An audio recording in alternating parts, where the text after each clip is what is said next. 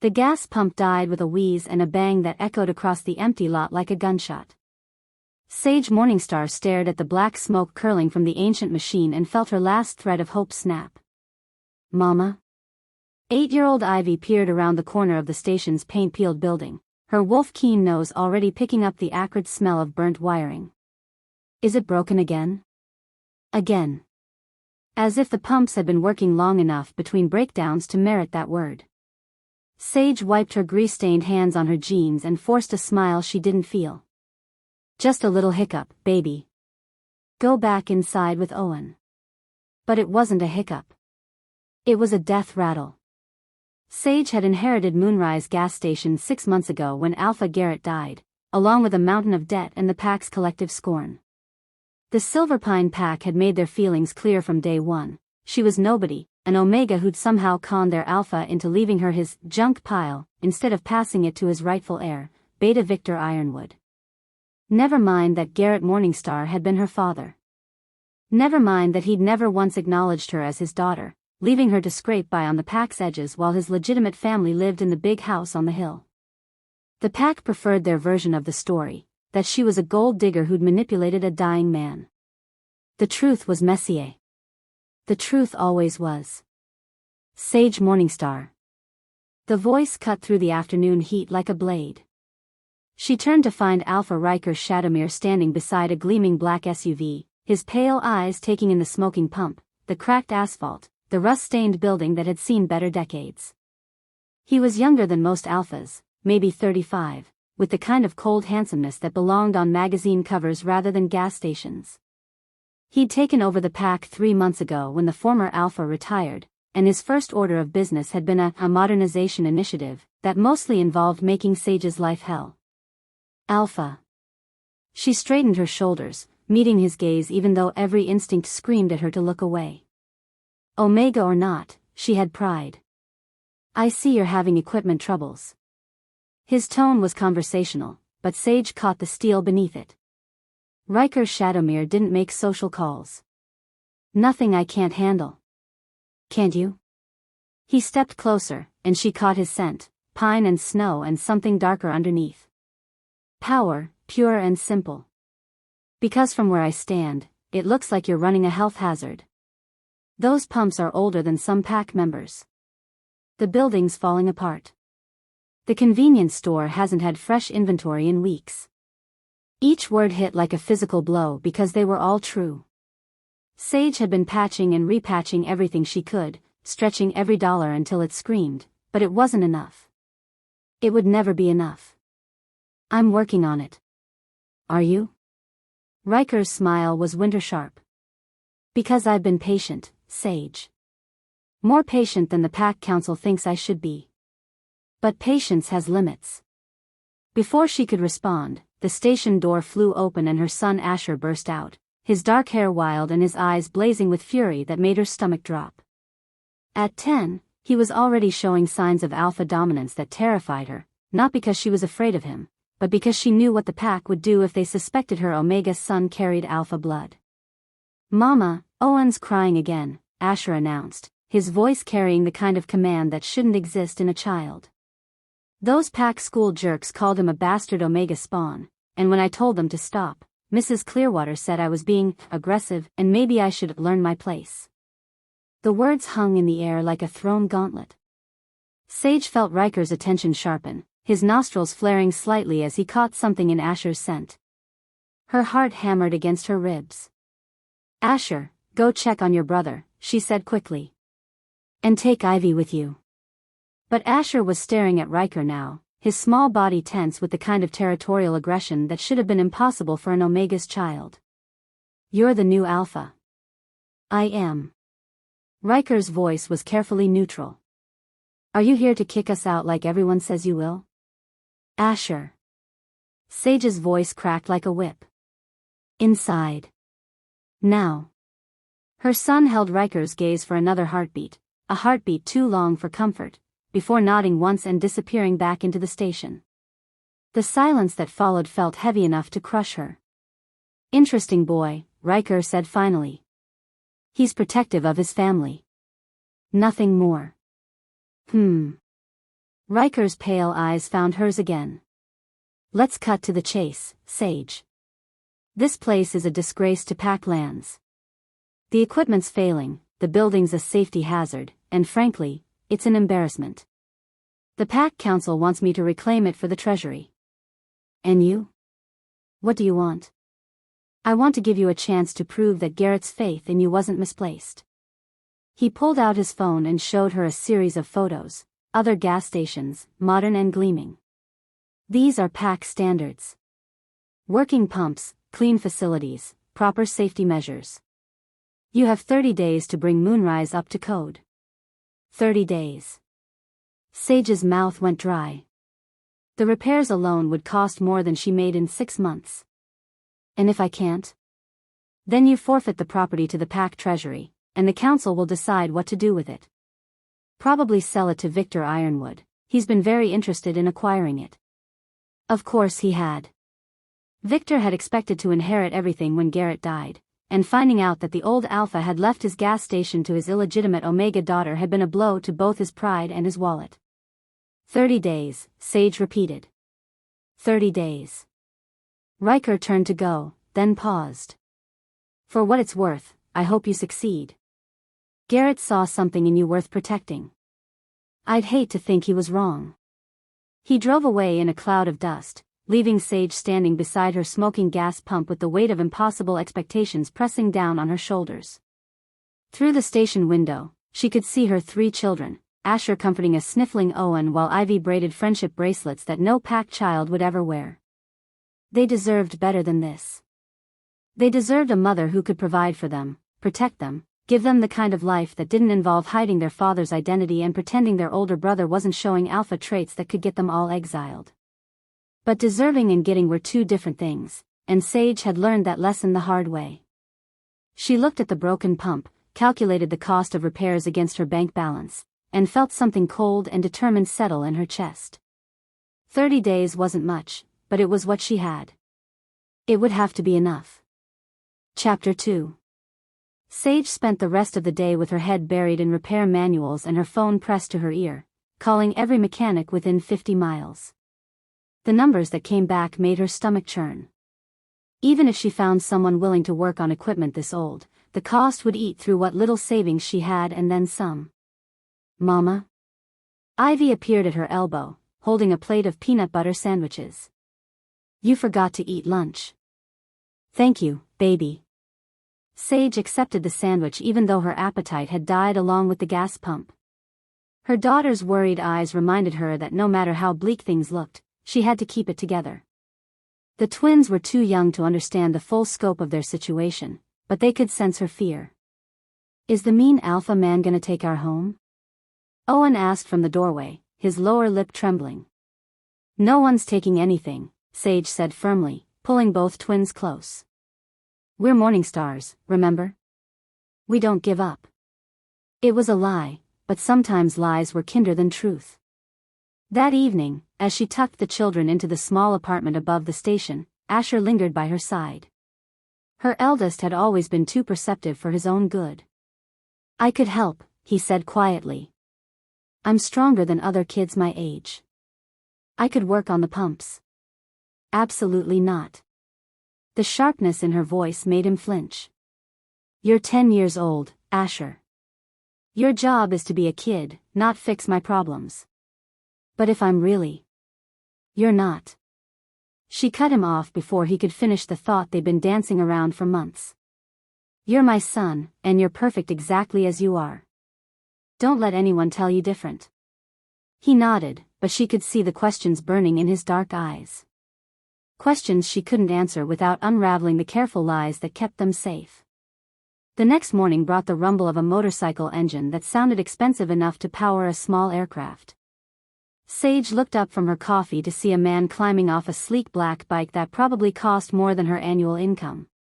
He was tall and broad-shouldered, with dark hair that looked like he'd raked his fingers through it and clothing that managed to look rugged and perfectly fitted at the same time. A lone wolf, her instincts whispered.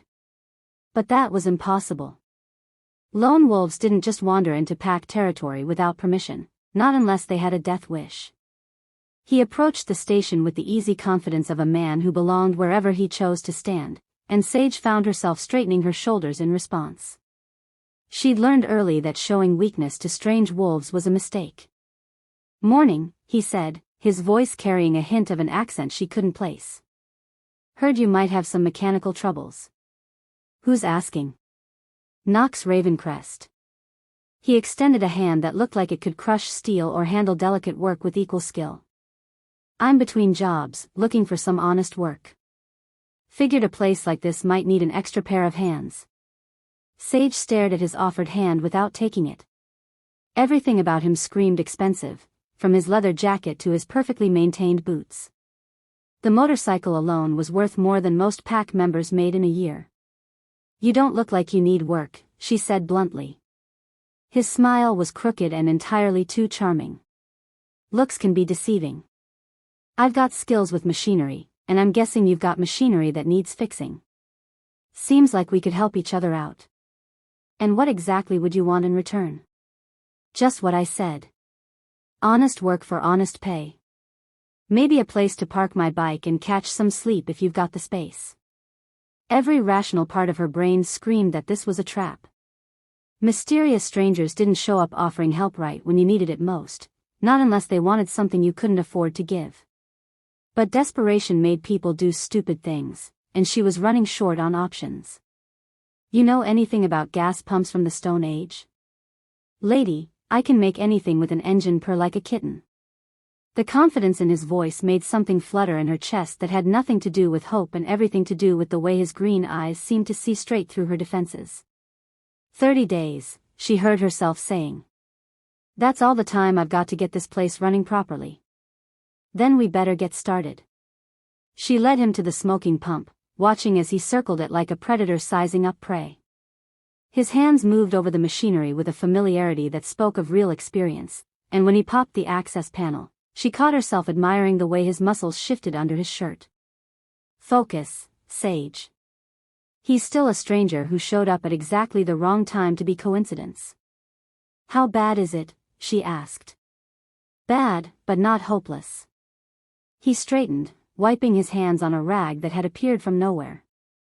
"You've got wiring that should have been replaced a decade ago, gaskets that are more wish than seal, and a pump mechanism that's held together by prayer and duct tape. But the bones are good. Give me a day to get the right parts, and I can have this running better than it has in years. Parts cost money. I know a guy who owes me a favor. Won't cost you anything but my time." That flutter in her chest turned into full-blown alarm bells. "Why would you do that?" For the first time since he'd arrived, Knox's easy confidence slipped. Something darker moved behind his eyes, pain, maybe, or regret. "Let's just say I know what it's like to fight for something everyone else thinks you don't deserve." Before she could ask what he meant, the station door flew open and the twins came barreling out, still in their pajamas and moving like puppies who'd spotted something interesting. "Mama, who's the man with the pretty bike?" Ivy demanded, while Owen hung back shyly. "This is Knox," Sage said carefully. "He's going to help fix our pumps." "Really?" Ivy's face lit up. "Are you staying for breakfast? Mama makes the best pancakes in the whole pack." "I don't want to impose." "It's no imposition," Sage found herself saying, even though feeding another mouth was the last thing her budget could handle. But something about the way he'd looked at her children, with genuine warmth instead of the dismissive tolerance most pack members showed her bastard Omega spawn, made her want to trust him. Knox's smile when he looked at the twins was different from the one he'd given her. Softer. Real. "In that case, I'd love some pancakes." Ivy cheered and grabbed Knox's hand, tugging him toward the station. "Come on. You can meet Asher too, but he's grumpy in the mornings." Sage followed, watching as Knox let himself be led by an 8-year-old girl who barely came up to his hip. Most wolves, especially strange males, would have established dominance immediately, put the children in their place. Knox just listened as Ivy chattered about everything from her favorite breakfast foods to the family of raccoons that lived behind the dumpster. Asher appeared in the kitchen doorway as they entered, and Sage felt the temperature in the room drop several degrees. Her son took one look at Knox and went perfectly still in the way that always made her nervous. "Who are you?" Asher's voice carried a challenge that belonged to someone 10 times his age. "Knox Ravencrest." Knox's tone remained easy, but Sage caught the way his posture shifted, not threatening, but not backing down either. "You must be Asher. Your sister tells me you're the man of the house." "I am." Asher lifted his chin. "And I don't like strangers." "Asher," Sage warned, but Knox held up a hand. "That's smart," he said seriously. "A man should be protective of his family." "I respect that." The simple acknowledgement seemed to take some of the wind out of Asher's sails, though he continued to watch Knox with suspicious eyes throughout breakfast. The twins, meanwhile, chattered non-stop, asking Knox questions about his motorcycle and whether he'd ever seen a real cowboy and if he knew any good ghost stories.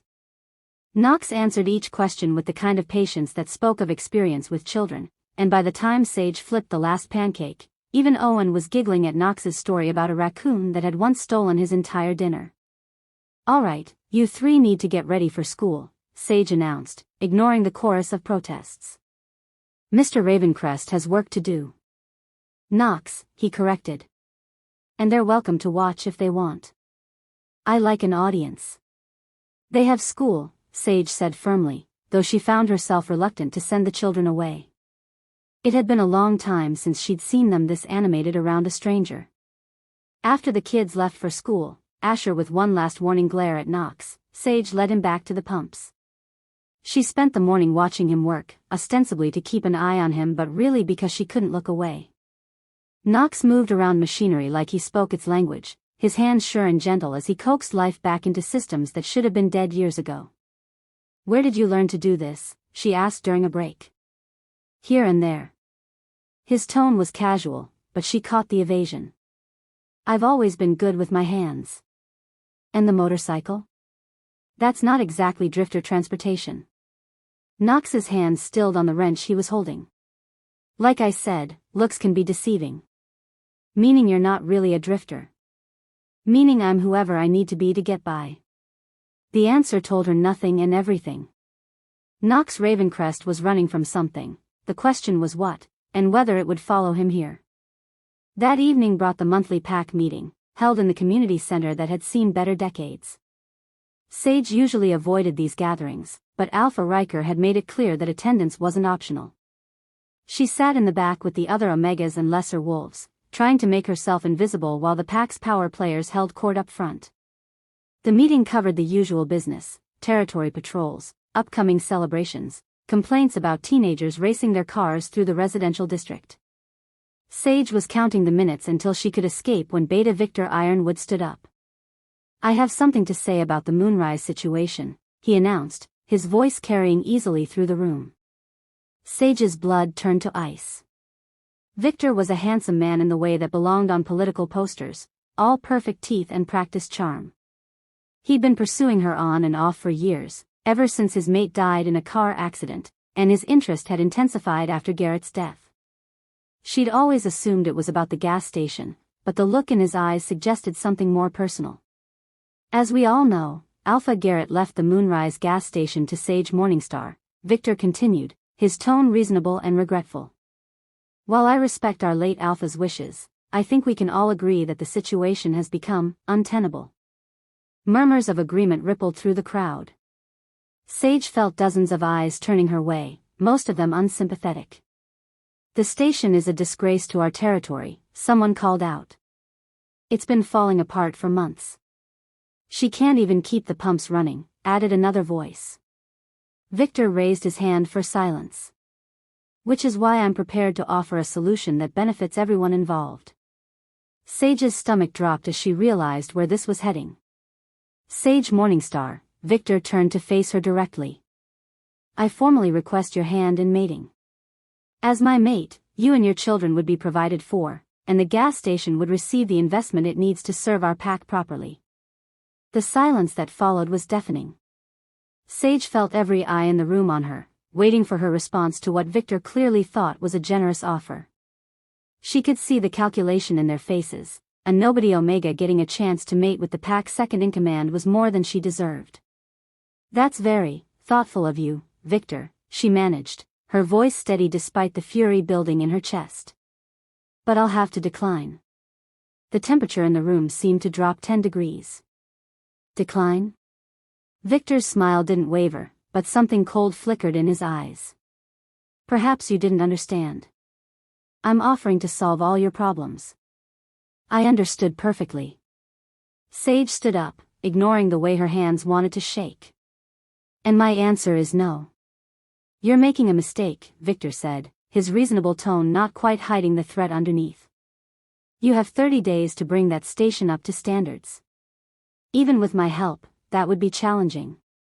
Without it, I'll manage." "Will you?" Victor's mask of politeness finally slipped. "Because from where I'm standing, it looks like you're about to lose everything Garrett left you. Your children will be homeless, and you'll have no one to blame but your own pride." Several pack members nodded in agreement, and Sage heard whispered comments about ungrateful Omegas and knowing your place.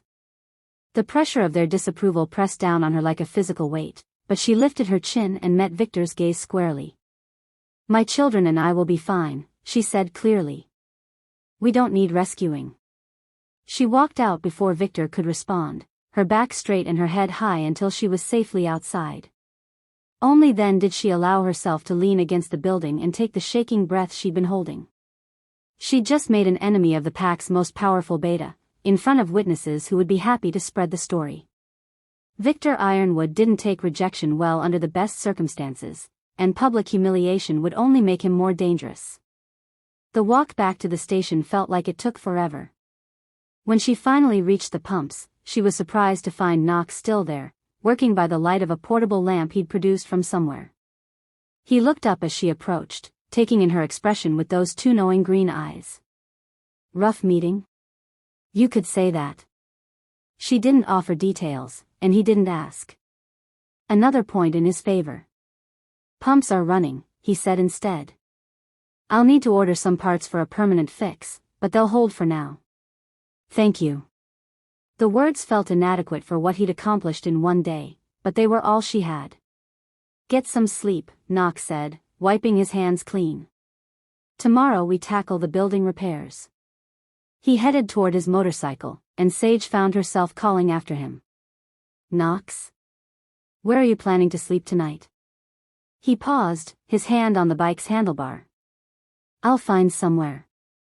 There's a cot in the storage room," she heard herself offering. "It's not much, but it's better than sleeping rough." For a moment, he looked like he might refuse. Then he nodded once. "I appreciate it." Sage went upstairs to check on the children, her mind spinning with everything that had happened. The twins were fast asleep, but Asher was sitting by his window, staring down at where Knox was securing his motorcycle. "He's not what he pretends to be," Asher said without turning around. "What do you mean?" "He smells wrong. Like he's hiding something important."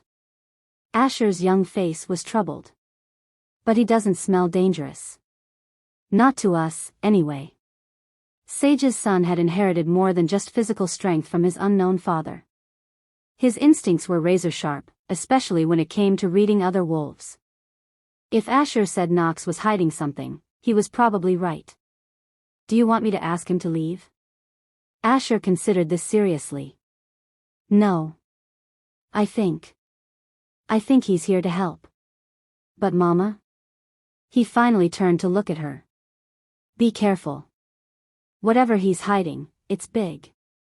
Sage kissed her son's forehead and tucked him into bed, but sleep eluded her. She lay awake listening to the sound of Knox moving around downstairs, wondering what secrets he carried and whether she was making another in a long line of mistakes. Around midnight, she heard the soft sound of the back door opening. Curious despite herself, she crept to the window and peered out into the moonlit lot behind the station. What she saw made her heart stop. Knox stood in the middle of the empty space, and as she watched, his human form began to shift and change. But this wasn't the familiar transformation she'd grown up witnessing. This was something else entirely.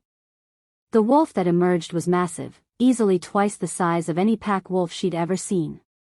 Its fur was silver-white, almost luminous in the moonlight, and when it lifted its head to scent the night air, she caught a glimpse of eyes that burned like green fire. This wasn't just a lone wolf who'd wandered into pack territory. This was something far more dangerous. And he was sleeping 20 feet below her children's beds. Chapter 3. Sage woke before dawn with Knox's silver wolf burned into her memory. She'd lain awake for hours trying to convince herself she'd imagined it, but her eyes didn't lie. Whatever Knox Ravencrest really was, he wasn't just some drifter looking for work. The question was what to do about it. She found him in the kitchen, coffee already brewing and breakfast laid out like he'd been doing it for years instead of days. He looked perfectly human in the morning light, rumpled dark hair, 5 o'clock shadow, green eyes that seemed to see everything. If she hadn't witnessed his transformation herself, she might have believed the illusion. "Morning," he said without turning around. "Sleep well?" "Like a baby." The lie came easily. "You?" "Better than I have in months." He handed her a steaming mug. "I was thinking we should tackle the interior today. That back wall's been bothering me." Sage nearly choked on her coffee. "What about it?" "The structure doesn't match the rest of the building. Like it was added later, maybe to hide something." Knox's eyes met hers over his mug. Old buildings have secrets. Sometimes they're worth finding. Sometimes they're worth hiding, Sage thought, but she nodded. "Let's see what we can find." The twins left for school with their usual chatter, but Asher lingered by the door, his dark eyes fixed on Knox with that unsettling intensity that made Sage nervous. "You don't smell like yesterday," Asher said suddenly. Knox's hand stilled on his coffee mug. "People smell different in the morning." "Not like that." Asher stepped closer, and Sage saw Knox's shoulders tense slightly. "You smell like power. Like something big pretending to be small." "Asher," Sage warned, but her son wasn't finished. "I won't tell anyone," Asher said quietly. "But you should know that I can sense what you really are, even if I don't understand it yet." The silence that followed felt heavy enough to crack the floor. Knox studied Asher with something like respect in his eyes. "And what do you think I am?" "Something that could protect us if you wanted to. Or destroy us if we crossed you." Asher's voice was matter-of-fact, like he was discussing the weather. "But you won't hurt us. You're here for a reason that has nothing to do with gas pumps." Knox was quiet for a long moment. Then he nodded once.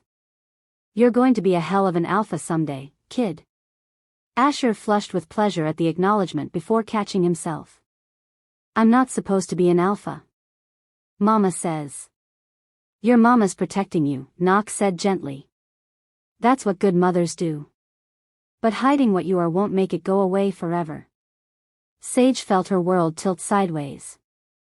Knox knew. Somehow, this stranger had seen through years of careful deception in a matter of days. "Asher, you need to get to school," she managed. Her son looked between them, clearly wanting to stay and hear more. But he nodded and shouldered his backpack. "Be careful today, Mama. And you too, Knox. I had bad dreams about angry wolves last night." After he left, Sage found herself alone with Knox and a dozen questions she didn't know how to ask. "He's special," Knox said before she could speak. "He's 10 years old. And carrying alpha genetics that are going to get stronger every year." Knox's voice was gentle but implacable. "You can't hide that forever, Sage. Sooner or later, the pack will figure it out. They'll exile us. Or worse. Not if someone powerful enough is standing with you." She stared at him, trying to read the promise in his eyes. "And would you stand with us?" "That depends on whether you trust me enough to let me." "Trust." The word felt foreign on her tongue. She'd learned early that trusting the wrong person could destroy everything you cared about. "Let's start with the wall," she said instead. Knox nodded like he understood her deflection. "The wall it is." They worked in companionable silence for the first hour, Knox's hands moving over the old wood paneling with the kind of expertise that spoke of years of experience. His touch was sure and gentle, like he was reading the building's history through his fingertips. "You know a lot about construction for a drifter," Sage observed, watching him examine a section of wall that looked identical to every other section. "You pick things up when you move around a lot." His tone was casual, but she caught the evasion again. Different places, different skills needed to survive. Uh-huh. She handed him a pry bar. "And I suppose you learned electrical work, plumbing, and automotive repair the same way?" Knox's grin was quick and unrepentant. "What can I say? I'm a fast learner." "Right." Sage was starting to recognize his deflections. Every time she asked about his past, Knox gave her just enough information to seem forthcoming while actually revealing nothing. It was a skill that spoke of long practice. "Found something," Knox announced, his voice sharpening with interest. Sage looked over to see him running his fingers along what looked like a perfectly normal section of paneling. But when he pressed gently, a section of the wall swung inward on hidden hinges. "How did you know to do that?" "Lucky guess." But Knox's eyes were too knowing for luck.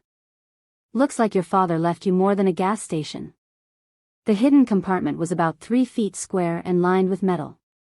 Inside, Sage found a manila envelope thick with documents, a small wooden box, and something that made her breath catch, a photograph of her father with a woman she didn't recognize, both of them standing in front of what looked like mining equipment. "That's not my mother," she said quietly. Knox looked over her shoulder at the photograph. "No, but she looks familiar. Like someone important." Sage opened the envelope with shaking hands. The documents inside made no sense at first: geological surveys, mineral rights claims, correspondence with something called the Whitmore Mining Consortium. But as she read, a picture began to emerge that turned everything she thought she knew about her inheritance upside down. "Knox," she breathed. "These surveys, they're not for this property.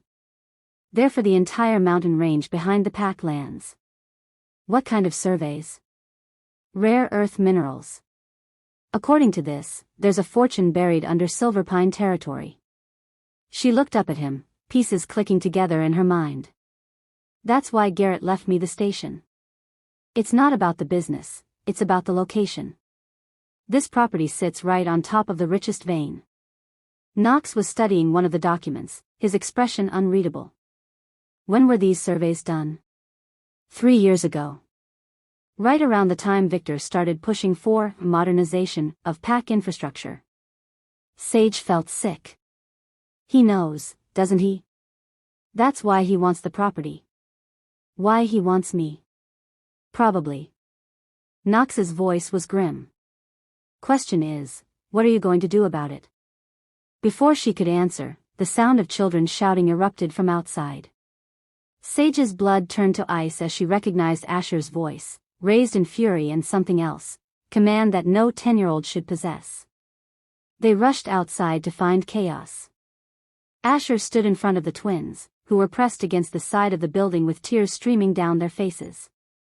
Facing them were 3 teenage boys from the neighboring human town, led by Jake Morrison, the sheriff's son who'd been making life difficult for Pack kids for months. "I said leave them alone," Asher was saying, his young voice carrying an authority that made the hairs on Sage's arms stand up. "Or what, freak?" Jake sneered, but Sage noticed he'd taken a step back. "You gonna call your bastard mama to come save you?" That's when Asher's control snapped. Power rolled off the boy in waves that made Sage's wolf cower in submission. The human boys felt it too, their bravado faltering as some primal part of their brains recognized a predator. Jake went pale, his hands shaking as Asher took a step forward. "You will apologize to my sisters," Asher said, and his voice carried the kind of command that alphas spent years learning to project. "Then you will leave and never bother my family again." "Asher, no," Sage started forward, but Knox caught her arm. "Wait," he murmured. "Let's see how this plays out." Jake opened his mouth, probably to tell Asher where he could shove his orders. But the words that came out were different. I'm sorry. We didn't mean anything." The other boys nodded frantically, already backing toward their bikes. Within seconds, they were gone, pedaling away like demons were chasing them. Asher stood frozen, staring at his hands like they belonged to someone else. The power that had filled the air moments before was gone, leaving behind a confused little boy who didn't understand what had just happened. "Mama?" Ivy's voice was small and scared. Why did those boys act so funny? Before Sage could answer, the rumble of multiple engines announced the arrival of company she definitely didn't want. Victor Ironwood climbed out of a black SUV, followed by 3 members of the Pack Council. His face was set in lines of cold fury that made Sage's stomach clench. "Sage Morningstar," Victor's voice carried across the parking lot like a pronouncement. "We need to talk." "Victor." Sage stepped in front of her children, her mind racing. "What brings you by?" "Reports of your son terrorizing human children," Victor replied, his pale eyes fixed on Asher. "Mrs. Henderson saw the whole thing from her store. Said your boy used some kind of influence to make Jake Morrison and his friends apologize and run away." Sage felt the world narrow to a pinpoint. Mrs. Henderson was human, married to a Pack member, and notorious for her hatred of anything she considered unnatural. If she'd witnessed Asher's display of alpha power and connected it to Pack abilities. "Boys will be boys," Sage said carefully. "I'm sure it was just. Don't." Victor's voice cut through her explanation like a blade. "We both know what this was. The question is what we're going to do about it." Council member Patricia Clearwater stepped forward, her expression sympathetic but firm. "Sage, honey, we understand this is difficult. But if Asher can't control his abilities, he's a danger to Pack security. One human witness is bad enough. We can't risk exposure." "He's 10 years old," Sage said desperately. "Children have accidents. It won't happen again. Won't it?" Victor's smile was cold as winter. "Because from where I stand, it looks like your son is manifesting alpha traits that he shouldn't possess. Unless, of course, there's something about his parentage you'd like to share with the council?" The trap was elegant and deadly. If she denied Asher's alpha heritage, Victor would demand to know how an Omega's son could display such power. If she admitted the truth, she'd have to explain how an Omega had mated with an alpha outside the Pack, a violation that could mean exile or death. "Asher is my son," she said quietly. "That's all that matters." "Is it?" Victor's voice was soft, dangerous. "Because I'm starting to think there are a lot of secrets in the Morningstar family. And secrets have a way of causing problems for everyone." That's when Knox stepped forward. Sage hadn't even realized he'd moved until he was beside her, his presence filling the space like he belonged there. But something was different about him now. The easygoing drifter was gone, replaced by something that made every wolf present take an involuntary step back. "Is there a problem here?" Knox's voice was conversational, but underneath it ran currents of power that made Sage's teeth ache. Victor's nostrils flared as he caught Knox's scent. "And you are?" "Knox Ravencrest." Knox's smile was pleasant and utterly terrifying. "I work for Ms. Morningstar." "I see." Victor's eyes narrowed. "And do you often involve yourself in Pack business, Mr. Ravencrest?" "When Pack business involves threatening my employer and her children?" "Absolutely." The air between the 2 men crackled with tension. Sage could feel the dominance battle building, could see Victor's wolf rising to meet the challenge. What she didn't expect was what happened next. Knox didn't shift. Didn't growl or show teeth or make any of the usual displays of alpha aggression. He simply looked at Victor, and power rolled off him in waves that made Sage's knees weak. Victor went white. Then, to Sage's shock, the beta wolf did something she'd never seen him do in her entire life. He lowered his eyes in submission. "This isn't over," Victor managed, his voice hoarse with the effort of speaking around his wolf's instinctive need to bare his throat. "No," Knox agreed pleasantly. "It's not. But it's over for today." Victor and the council members retreated to their vehicles without another word, leaving Sage standing in her parking lot with a man who just made the pack second-in-command submit with a look. "Knox," she breathed. "What are you?" But before he could answer, Asher was there, tugging on Knox's shirt with desperate urgency. "You need to be careful," the boy whispered. "After what just happened, they're going to want to know everything about you. And there are people watching the station. I've seen them." "What people?" Knox's voice was sharp. "I don't know. But they smell like..." Asher wrinkled his nose. "Like money and secrets. And they've been watching us for days." Sage felt cold fingers of dread crawl up her spine. First the hidden documents revealing her property sat on a fortune in minerals. Then Victor's power play. Now mysterious watchers who smelled like money. "Knox, I think we need to..." She never finished the sentence. Knox moved faster than anything human had a right to, spinning her around and backing her against the station wall. His hands framed her face, his green eyes intense and focused entirely on her. "Trust me?" he asked quietly. Sage looked into his eyes and saw something that made her heart skip. Behind the mystery and the secrets and the impossible power, she saw a man who would protect her children with his life. A man who'd stepped between her family and danger without hesitation. "Yes," she whispered. Knox's kiss was gentle and fierce and everything she hadn't known she needed. His lips moved against hers with a certainty that spoke of claiming, of protection, of promises that went deeper than words. Sage felt herself melting into him, her hands fisting in his shirt as he deepened the kiss. For one perfect moment, the world consisted of nothing but Knox's arms around her and the taste of forever on his lips. Then a car door slammed somewhere nearby, and reality crashed back. Knox pulled away slowly, his eyes never leaving hers. "We need to get you and the kid somewhere safe." "Why? What did you see?" Knox's expression was grim as he nodded toward the tree line across the highway. "Someone with a telephoto lens and a very expensive car. They'd been photographing us for the last 10 minutes. Sage followed his gaze and caught a glimpse of sunlight reflecting off glass before a dark sedan pulled away from the trees and disappeared down the highway. "Who do you think?" "I don't know," Knox said. "But given what we found in that hidden compartment, I'd say you just became a very valuable piece of property to some very dangerous people." Sage looked at her children, who were watching the exchange with wide eyes, then at the gas station that had become the center of a mystery she didn't understand. One thing was becoming clear: whatever her father had left her, it was a lot more complicated than a failing business. And Knox Ravencrest, whoever he really was, might be the only thing standing between her family and forces she couldn't even name. "What do we do now?" she asked. Knox's smile was sharp as a blade. "Now we find out exactly what your father discovered, and why people are willing to kill for it." Chapter 4. The taste of Knox's kiss still lingered on Sage's lips as she watched the sedan disappear into the distance.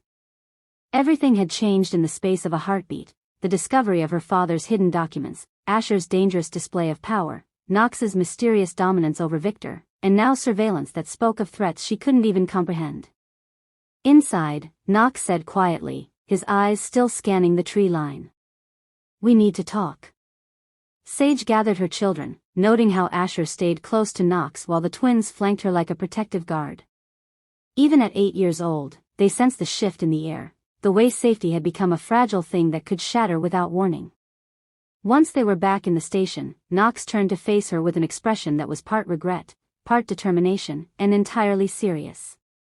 "You want answers," he said. "And after what just happened, you deserve them.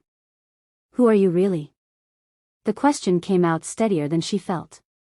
Knox ran a hand through his dark hair, and for the first time since she'd met him, he looked uncertain. "My name is Knox Ravencrest." "That part's true. What I didn't tell you is that I'm the CEO of Ravencrest Industries, based out of Boston." Sage stared at him. "CEO of what?" "A multi-billion-dollar company that specializes in supernatural territory acquisitions and protection services." Knox's voice was matter-of-fact, like he was discussing the weather instead of dropping a bombshell that reframed everything she thought she knew about him.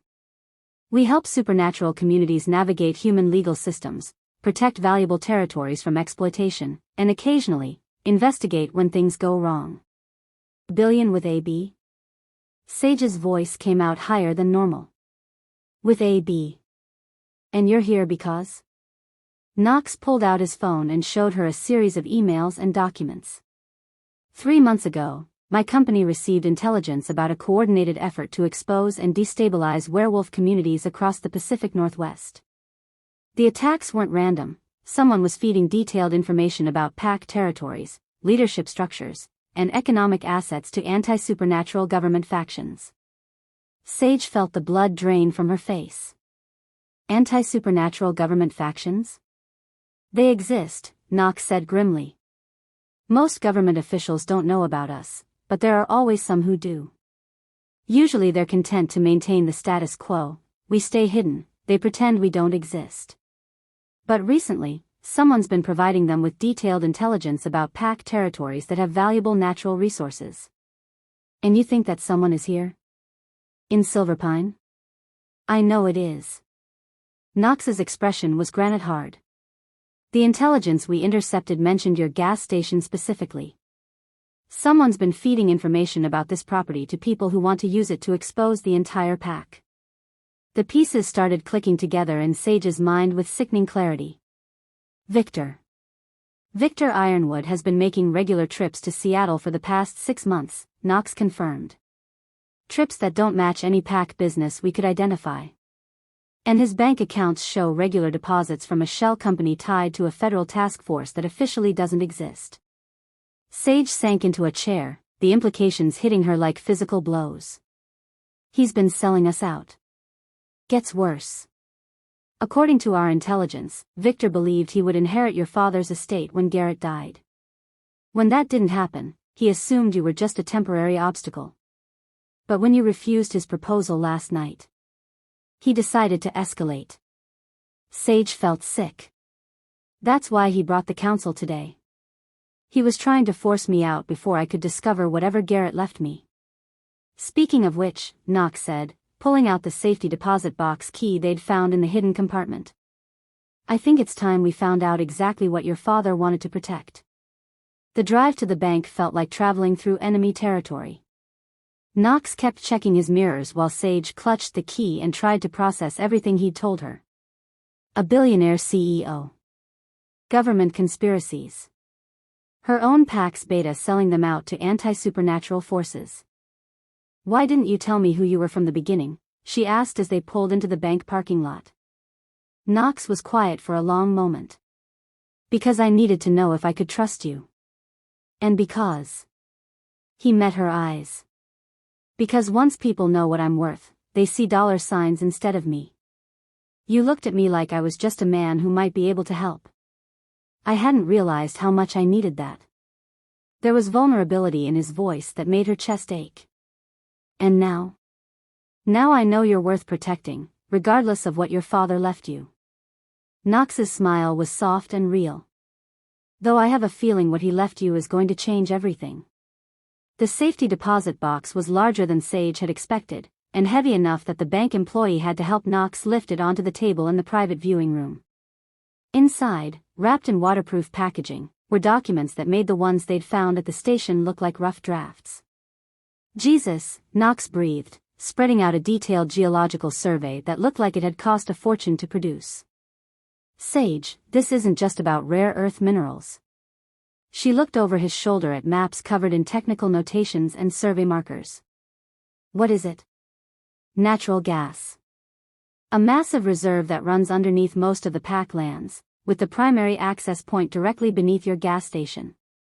Knox pointed to a section of the map highlighted in red. According to these surveys, we're talking about a reserve worth at least $200 million. $200 million. The number was so large it didn't feel real. That's why Garrett chose you, Knox continued, his voice full of dawning understanding. Not because you were his illegitimate daughter he finally decided to acknowledge. Because you were the only person he trusted to protect the pack's future. But I'm nobody, Sage protested. An Omega with 3 kids and no political power. You're exactly what the pack needs. Knox's eyes were intense as he met her gaze. Victor would have sold the rights to the highest bidder. Any of the other pack leaders would have made deals that benefited their families but left the pack vulnerable. But you? You'd use that wealth to protect your children and your community. Sage stared at the documents, trying to wrap her mind around the responsibility her father had placed on her shoulders. How did he even know about this? Knox pulled out another document, a letter written in Garrett's familiar handwriting. He commissioned these surveys when he started getting suspicious about Victor's activities. Look at the date. The surveys were dated 6 months before Garrett's death. 6 months before he'd rewritten his will to leave everything to the daughter he'd never publicly acknowledged. He knew, Sage whispered. He knew Victor was betraying the pack, and he knew about the natural gas. This whole thing was planned. Gets better, Knox said, though his expression suggested it actually got worse. Look at this. He handed her a copy of a contract between Victor Ironwood and something called Whitmore Energy Consortium. The contract was dated just 2 weeks ago, after Garrett's death but before Victor's public proposal. He was going to sell them the drilling rights, Sage realized. Whether I said yes to his proposal or not, he was planning to claim the property and sell it to these people. Who aren't just any energy company. Knox's voice was grim. Whitmore Energy is a front for the same federal task force that's been targeting supernatural communities. They're not interested in the gas, they're interested in having an excuse to bring heavy equipment and armed personnel onto pack lands. The trap was elegant and deadly. Expose the pack's supernatural nature, claim the territory was a national security threat, and seize some of the most valuable natural resources in the state. All while making Victor Ironwood a very wealthy man. We have to warn Alpha Riker, Sage said, reaching for her phone. Knox caught her wrist gently. We will. But first we need to get these documents somewhere safe. If Victor realizes we've found his smoking gun. The sound of screeching tires outside cut him off. Knox was moving before Sage could process what was happening, shoving her behind the heavy wooden table and pulling out a gun that definitely hadn't been there moments before. How many exits? He asked the terrified bank employee.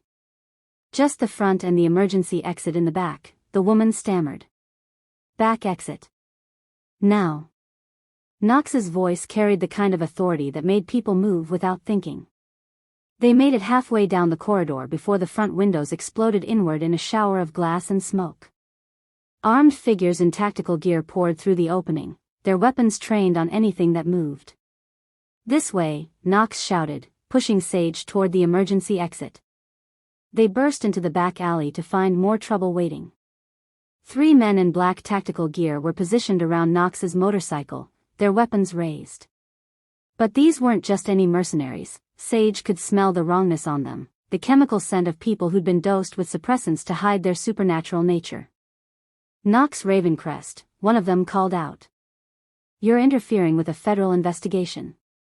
Funny, Knox replied, his voice deadly calm. I don't see any badges. That's when the shooting started. Knox moved like liquid death, pulling Sage behind a dumpster as bullets chewed chunks out of the brick wall above their heads. His return fire was precise and devastating, dropping 2 of the mercenaries before they could find better cover. The documents, Sage gasped, clutching the geological surveys to her chest. Keep them safe, Knox ordered. We need to get back to your kids. They made it to Knox's motorcycle through a hail of gunfire, Knox's enhanced reflexes and supernatural speed the only things keeping them alive.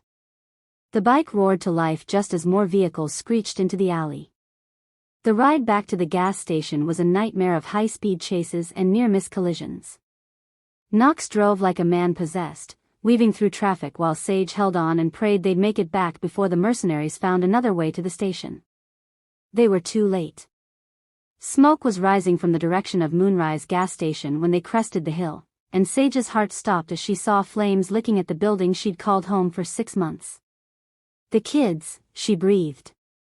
Knox pushed the motorcycle faster than anything had a right to go on these winding mountain roads.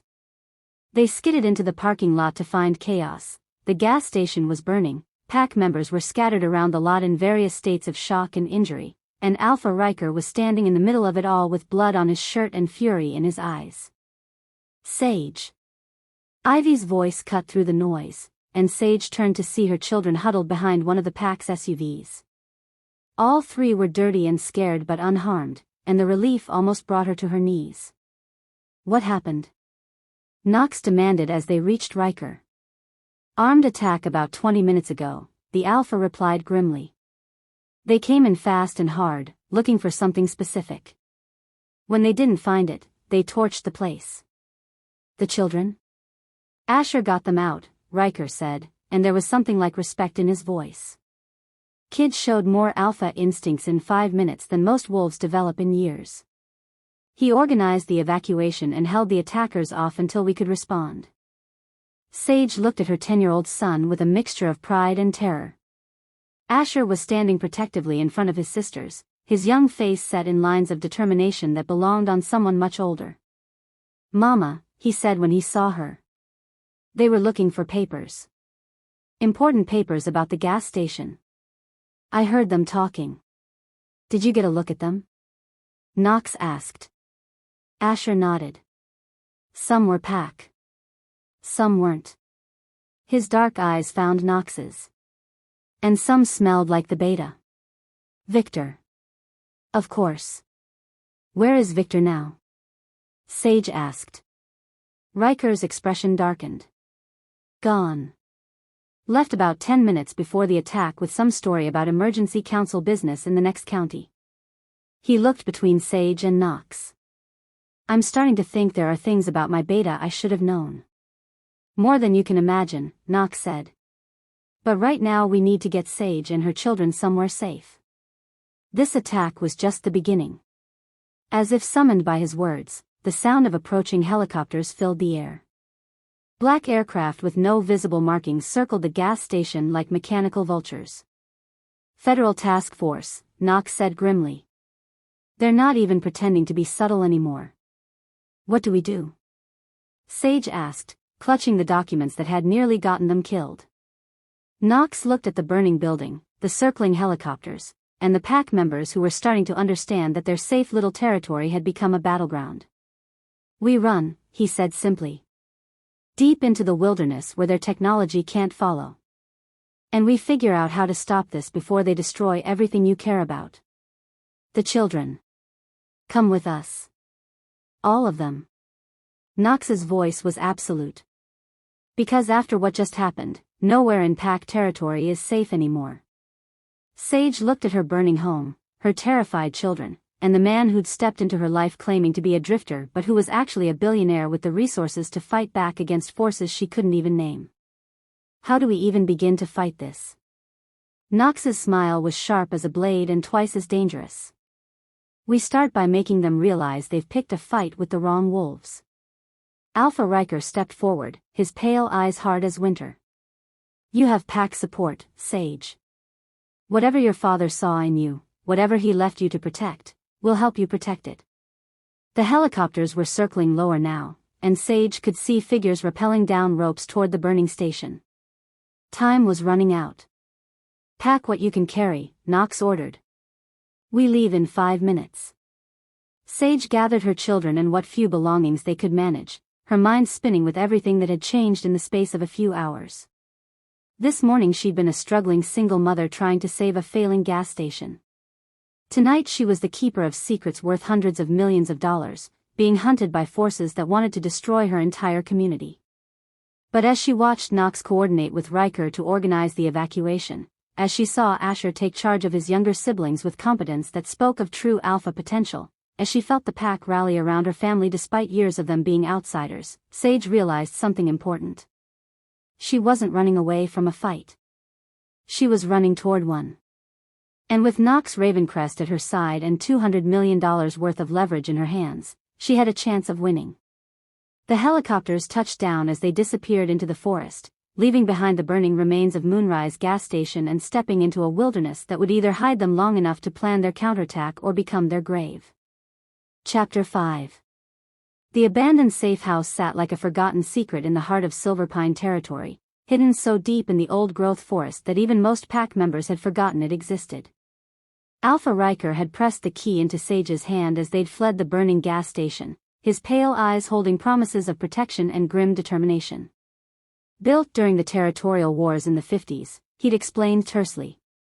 Fully stocked, defensible, and warded against electronic surveillance. You'll be safe there while we figure out our next move. Safe. The word felt foreign as Sage watched Knox sweep the small cabin for threats, his movements efficient and deadly serious. Nothing about their situation felt safe. Not the way government helicopters had circled their burning home, not the memory of armed mercenaries with weapons trained on her children, and definitely not the way her heart raced every time Knox's green eyes met hers. The cabin was larger than it appeared from outside, with 3 small bedrooms, a main living area centered around a stone fireplace, and a kitchen that looked like it hadn't been updated since the Eisenhower administration. But it was clean, dry, and stocked with enough supplies to last weeks if necessary. "Mama, I'm hungry," Owen whispered, pressing close to her side with the kind of clingy behavior that meant he was more scared than he wanted to admit. "I'll make dinner," Sage said, stroking his dark hair. "Why don't you and Ivy get settled in that back bedroom? Asher can help me in the kitchen." But Asher was standing by the window, his young face set in lines of concentration that made him look far older than his 10 years. "They're still out there," he said quietly. "I can hear the helicopters in the distance." Knox joined him at the window, and Sage noticed how naturally her son gravitated toward the older man. Despite all his suspicions, Asher seemed to trust Knox in a way that both warmed and worried her. "They'll keep searching for a while," Knox said. "But they won't find us here. The wards on this place are old magic, the kind that makes technology malfunction." "What happens when they give up searching?" Asher asked. Knox's expression darkened. "Then they'll try a different approach." Dinner was a subdued affair of canned soup and crackers, with the twins exhausted enough to fall asleep at the table.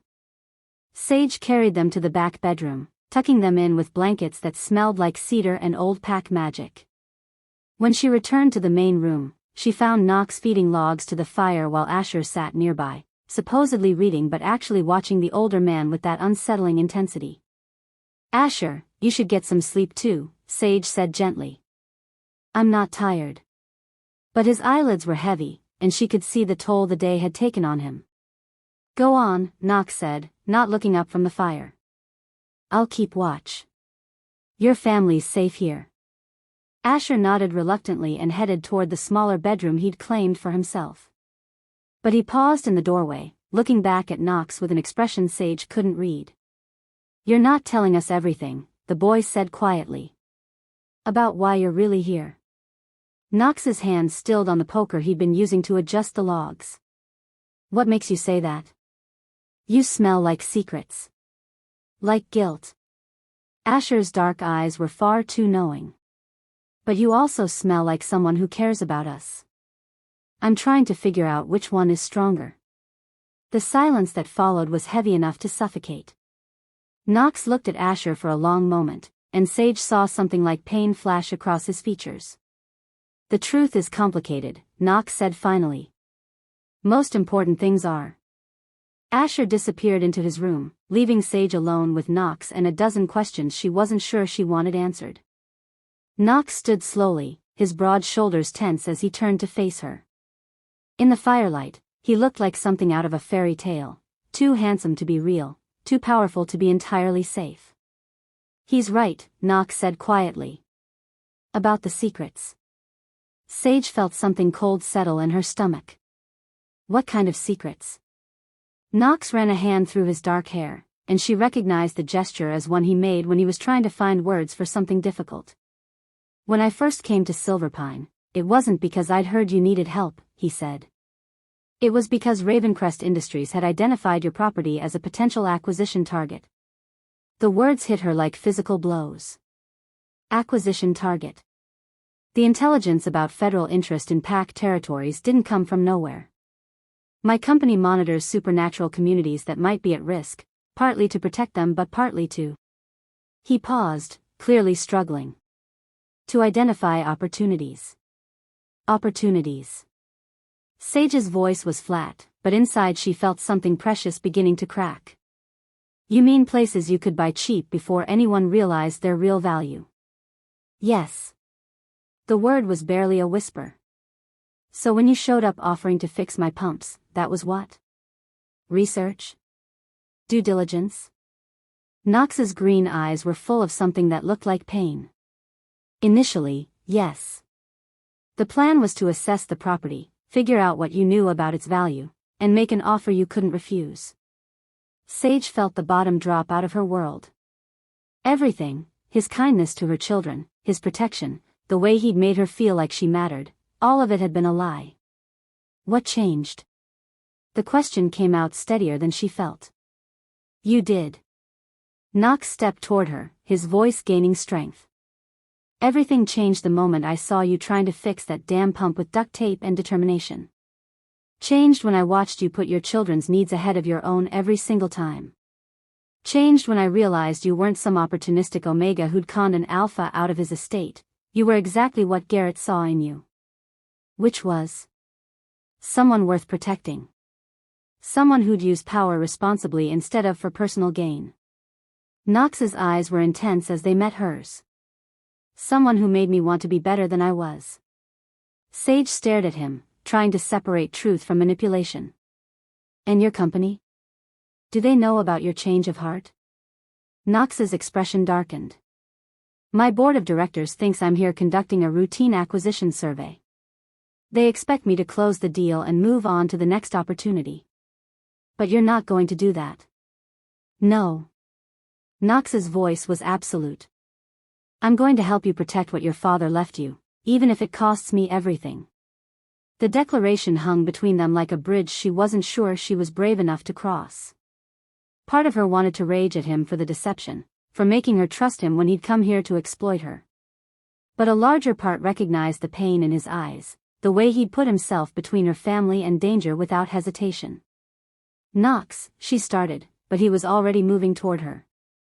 I know I should have told you sooner, he said, his hands framing her face with a gentleness that made her breath catch. I know you have every right to hate me for not being honest from the beginning. But Sage, what I feel for you, what I feel for your children, that's real. That's the most real thing I've ever experienced. She could see the truth in his eyes, could feel it in the way his hands trembled slightly against her skin. Whatever his original intentions, Knox Ravencrest was a man who'd found something worth changing for. Show me, she whispered. Knox's kiss was different this time, desperate and hungry and full of unspoken promises. His lips moved against hers with a certainty that spoke of need and claiming and something deeper than desire. Sage felt herself melting into him, her hands fisting in his shirt as he deepened the kiss. Sage, he murmured against her lips, her name a prayer and a promise. She responded by pulling him closer, pouring months of loneliness and fear and desperate hope into the kiss. Knox's arms came around her like bands of steel, holding her against him like she was precious and fragile and worth protecting with his life. When they broke apart, both breathing hard, Knox rested his forehead against hers. I love you, he said quietly. I know it's too soon and I know I don't deserve you, but I needed you to know. Sage's heart stumbled over the words she'd never expected to hear from someone like him. Knox. You don't have to say anything, he said quickly. I just needed you to know that whatever happens next, what I feel for you is real. She was about to tell him that she felt the same way, that somewhere between his first smile and his willingness to stand against Victor Ironwood, she'd fallen harder than she'd ever thought possible. But before she could speak, a small voice cut through the moment like a blade. So this was all fake. They sprang apart to find Asher standing in the doorway to his bedroom, his dark eyes blazing with betrayal and something that looked dangerously like the kind of alpha rage that could tear apart more than just furniture. Asher, Sage started, but her son cut her off. I heard everything, he said, his young voice carrying the kind of controlled fury that made the air around him crackle with power. About how he came here to buy us out. About how his company wanted to steal our land. About how this was all just some business deal. That's not, Knox began. Don't. Asher's voice cracked like a whip, and Knox actually took a step back. Don't lie to me anymore. I trusted you. I thought you were here to help us, but you were just here to take everything away. Asher, it's more complicated than that, Sage said desperately. Is it? Her son's eyes found hers, and she saw the hurt beneath the anger. Or is it exactly as simple as it sounds? He came here to steal from us, and when that didn't work, he decided to steal you instead. The words hit like physical blows, partly because there was enough truth in them to sting. I never meant for this to happen, Knox said quietly. But it did happen. Asher's control was slipping, power rolling off him in waves that made the windows rattle. And now we're supposed to trust you to protect us from the same people you work for? Before Knox could respond, the sound of vehicles in the distance made them all freeze. Multiple engines, moving fast and with purpose. Knox was at the window in seconds, his expression grim as he peered through the curtains. Government vehicles. At least 6 of them, headed this way. They found us? Sage felt panic rising in her throat. No.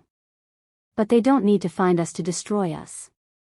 Knox's voice was tight with anger. They're heading for Pac lands. This is about to become a siege. Sage's phone buzzed with an incoming call from Alpha Riker. She answered with shaking hands. Sage, you need to know what's happening. Riker's voice was tight with fury. Victor Ironwood has filed formal petitions with both the Pac Council and the Human Family Court System. He's claiming you're an unfit mother and requesting emergency custody of your children. He can't do that. He's using today's attack as evidence that you've put the children in danger. Claims that your reckless decisions have made you a threat to their safety. Riker's voice was grim. Worse, he's also petitioned the council to declare you mentally incompetent to manage Garrett's estate. If both petitions are approved, he gets custody of the kids and control of everything your father left you. Sage felt the world tilt sideways. On what grounds? He's claiming you've been manipulated by an outsider with questionable motives. There was a pause. Sage, Victor knows about Knox's real identity. He knows about Ravencrest Industries and their original interest in your property. Sage's eyes found Knox's, and she saw her own horror reflected there. How long do I have? She asked. Emergency hearing is set for tomorrow morning. Both councils, Pac and Human. If you don't appear to defend yourself, they'll rule in Victor's favor by default. And if I do appear? Then you'll be walking into a trap. The government task force is working with Victor. They're planning to use the custody hearing as an excuse to take you into federal custody. Sage closed her eyes, feeling the walls closing in from all sides. Appear at the hearing and risk federal imprisonment. Don't appear and lose her children forever. There has to be another option, she said. Maybe. But you'd need someone with serious legal and political connections to fight this kind of coordinated attack. Someone with resources that could match what they're throwing at you. Sage opened her eyes and looked at Knox, who was watching her with an expression of grim understanding. I have to go, she told Riker, and ended the call. The silence in the cabin was deafening. Knox stood by the window, his broad shoulders tense with controlled anger. Asher remained in the doorway, his young face a mask of betrayal and confusion. You heard? She asked Knox. Enough. His voice was rough. Sage, I can fight this. Ravencrest Industries has legal teams that specialize in exactly this kind of situation. I can. No. The word came out harsher than she intended. You've done enough. Knox turned to face her, and she saw something die in his green eyes. Sage, please. Let me help. Help? She felt months of fear and desperation crystallizing into anger. You mean the way you helped when you came here to steal my land? The way you helped when you lied to my children? The way you helped when your company's investigation put a target on our backs? That's not fair. Isn't it? Sage felt tears burning behind her eyes, but she refused to let them fall. Everything that's happened, Victor's betrayal, the government interest, the attack on our home, it all started when you arrived.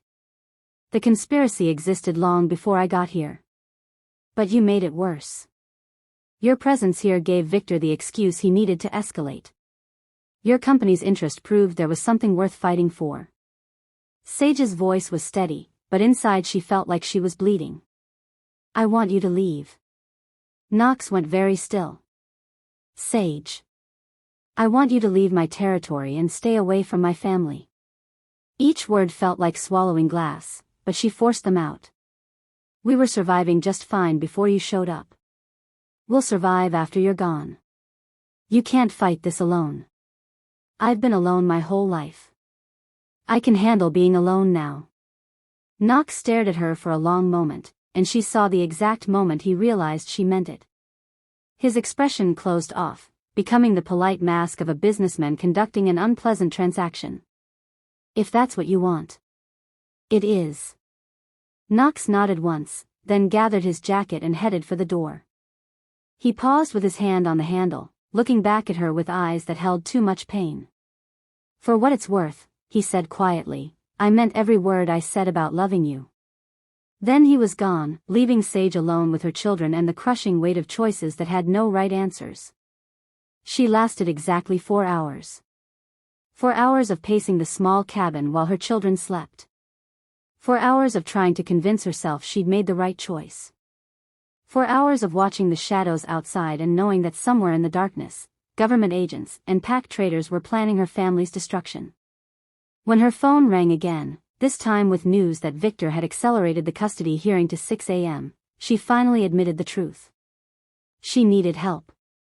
Real help, from someone with resources that matched the forces arrayed against her. She needed Knox. Sage dialed his number with shaking fingers, praying he would answer despite the way she'd thrown his love back in his face. The phone rang once. Twice. 3 times. Then a voice answered that wasn't Knox's. Ms. Morningstar, the crisp female voice was professionally polite. This is Margaret Whitfield, Director of Operations for Ravencrest Industries. I'm afraid Mr. Ravencrest is unavailable at the moment. Sage's blood turned to ice. Where is he? In a board meeting, addressing his costly obsession with your small pack. The board has grown concerned about the resources he's been dedicating to what should have been a simple acquisition. They've asked him to explain his continued interest in a property and situation that have proven far more trouble than they're worth. Let me talk to him. I'm afraid that's not possible. Mr. Ravencrest's personal involvement in this matter has become a liability to the company. The board is considering whether his judgment has been compromised. The words hit Sage like physical blows. Knox was being punished for trying to help her. His own company was turning against him because he'd chosen her family over profit. Ms. Morningstar? Margaret Whitfield's voice cut through her spiraling thoughts. The board would like to extend an offer. Ravencrest Industries is prepared to purchase your property for fair market value, significantly more than it was worth before recent complications. You could relocate your family somewhere safe, away from all this unpleasantness. And if I refuse? Then you'll face tomorrow's custody hearing alone, against forces that have had months to prepare their attack. The woman's voice was cold as winter. Mr. Ravencrest cannot help you now, even if he wanted to. He's fighting for his own professional survival. The line went dead, leaving Sage staring at her phone and facing the terrible truth.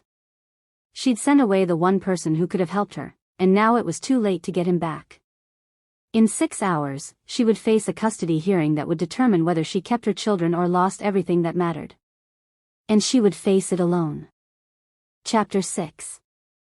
The attack came at dawn, when the forest was still wrapped in mist and Sage's children were barely awake. She'd been standing at the cabin window, watching the sunrise and trying to convince herself that somehow, everything would work out, when the first tranquilizer dart shattered the glass beside her head. Kids, she screamed, spinning toward the bedrooms as black-clad figures burst through the front door. But it was too late. The government agents moved with military precision, their weapons trained and their movements coordinated. Sage caught a glimpse of Asher trying to shield the twins before a dart caught her in the shoulder, sending liquid fire through her veins. The last thing she saw before consciousness faded was Victor Ironwood standing in the doorway, his handsome face wearing an expression of cold satisfaction. Take them to the facility, she heard him say. It's time to show the world what monsters really look like. Sage woke to the taste of silver in her mouth and the sound of her children crying. She was in some kind of medical facility, sterile white walls, fluorescent lighting, and the antiseptic smell that spoke of government efficiency. Her wrists were bound with silver-laced restraints that burned against her skin, making her wolf whimper and retreat deep inside her mind. "Mama?" Ivy's voice was small and scared, coming from somewhere to her left. Sage turned her head, fighting through the lingering effects of whatever they'd drugged her with. Her children were in similar restraints, sitting on metal chairs that had been bolted to the floor. Asher's dark eyes were blazing with fury, but the silver was clearly affecting him too. His usual aura of barely contained power was muted, suppressed. "I'm here, baby," Sage managed, her voice hoarse. "Are you hurt?" "No," Asher said through gritted teeth. "But they took blood samples. Lots of them." "Genetic testing," Victor Ironwood's voice cut through the room like a blade. Sage looked up to see him entering through a door she hadn't noticed, flanked by two men in suits who radiated the kind of cold professionalism that belonged to federal agencies. Victor looked different. Gone was the charming beta who'd courted pack approval. In his place stood someone harder, more calculating. "Hello, Sage," Victor said, pulling up a chair and sitting down like they were having tea instead of conducting an interrogation. "I hope you're comfortable. We have a lot to discuss." "Where are we?" "A federal facility that officially doesn't exist, investigating supernatural threats that officially don't exist either." Victor's smile was sharp. "Don't worry, your accommodations are temporary. Once we've gathered the evidence we need, you and your children will be relocated somewhere more permanent." "Evidence of what?" "That werewolves exist. That they've been hiding among human populations for decades. That they pose a clear and present danger to national security." Victor leaned forward, his pale eyes gleaming. "You're going to help me prove all of that?" Sage felt ice form in her veins. "I won't help you expose the pack. You don't have a choice. Your children's DNA samples are already being processed. The genetic markers that prove supernatural heritage will be all over the news by tomorrow morning." Victor's voice was conversational, like he was discussing the weather. "The question is whether you cooperate and make this easier on your family, or force us to take more aggressive measures." "You're talking about destroying everything," Sage said desperately. "The pack, the community, innocent families." "I'm talking about evolution," Victor cut her off. "Humans deserve to know what's sharing their world. And I deserve to profit from that knowledge." "Profit?" Victor gestured to one of the suited men. "Meet Agent Harrison, from a very special government task force. They've been monitoring supernatural populations for years, waiting for the right opportunity to bring them into the light. I've provided that opportunity, and in exchange, I get immunity, protection, and a very generous consulting fee." Agent Harrison stepped forward, his expression as cold as his voice. "Mr. Ironwood has been invaluable in identifying high-value supernatural assets and territories. The mineral rights alone will fund our operations for decades." "The mineral rights?" "Of course. This wasn't just about exposing werewolves, it was about stealing the fortune that lay beneath pack lands." "The natural gas reserves," Sage said, understanding flooding through her. "Worth over $200 million, Victor confirmed. Money that should have been mine when Garrett died. Money that will be mine once you're declared an enemy of the state and your assets are seized. Garrett never intended for you to inherit anything. Garrett was a sentimental fool who let emotion cloud his judgment." Victor's mask of civility slipped, revealing the bitter anger beneath. "He chose a bastard Omega over his own son." "You're not his son," Sage said quietly. Victor's face went white. "What did you say?" "You heard me." Sage looked him in the eyes, pieces of a puzzle she hadn't known existed suddenly clicking together. "You're not Garrett's biological son, are you? That's why you were so desperate to marry me, why you needed legal claim to the inheritance. Because blood matters in pack law, and you don't have the right blood." The silence that followed was deafening. Agent Harrison was looking between them with sharp interest, clearly filing away information for later use. "Shut up," Victor said, his voice deadly quiet. "That's why he chose me," Sage continued, the truth crystallizing in her mind. "Not because I was his illegitimate daughter," he finally decided to acknowledge. "Because I'm his legitimate heir." "You're nobody," Victor snarled. "An Omega who spread her legs for some nameless Alpha and got knocked up." "No." Sage's voice was steady, certain. "I'm Alpha Garrett Morningstar's daughter. His blood daughter. Which means Asher is the true Alpha heir," Asher finished quietly, his young voice carrying a weight that made everyone in the room go still.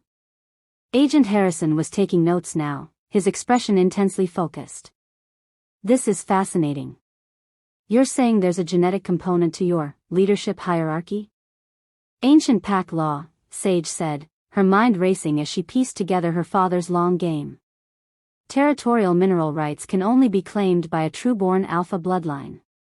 Victor could marry me, could even force me to sign over the property, but he could never legally claim the mineral rights because he doesn't carry Alpha genetics." "But your son does," Agent Harrison said with scientific interest. "My son does," Sage confirmed. "Which makes him the rightful heir to everything Garrett left behind." Victor was on his feet now, his composure completely shattered.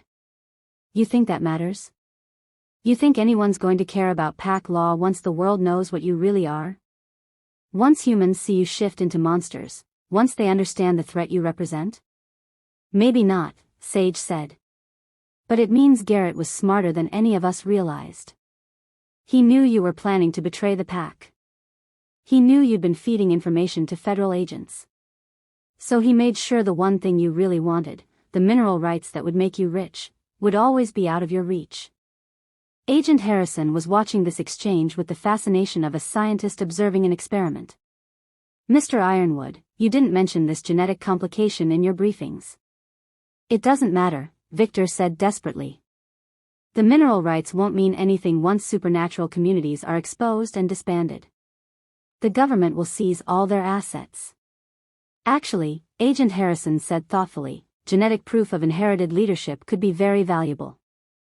Imagine the research possibilities. The breeding programs we could develop." Sage felt sick. They weren't just talking about exposure, they were talking about treating her people like livestock.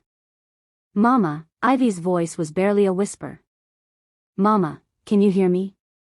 Sage looked at her daughter, confused. Ivy's lips hadn't moved, but she could swear she'd heard her voice. "Don't look at me," Ivy's voice came again, clear as day in Sage's mind. "They don't know about my gift yet. Owen and I have been talking while they've been focused on you and Asher." Psychic communication. Sage nearly gasped aloud as she realized what was happening. Ivy had inherited some kind of telepathic ability, something rare even among werewolves. "Owen says he can get us out of the restraints," Ivy continued silently. "But we need a distraction. Something big enough to draw their attention." Sage glanced at her youngest son and saw him watching her with eyes that held far too much understanding for an 8-year-old.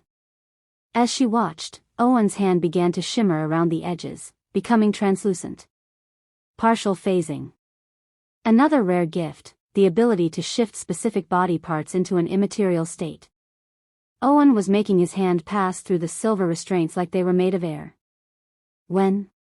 Sage thought back to Ivy, hoping the connection worked both ways. "Soon." "But Mama, there's something else." I can hear the man in the suit thinking.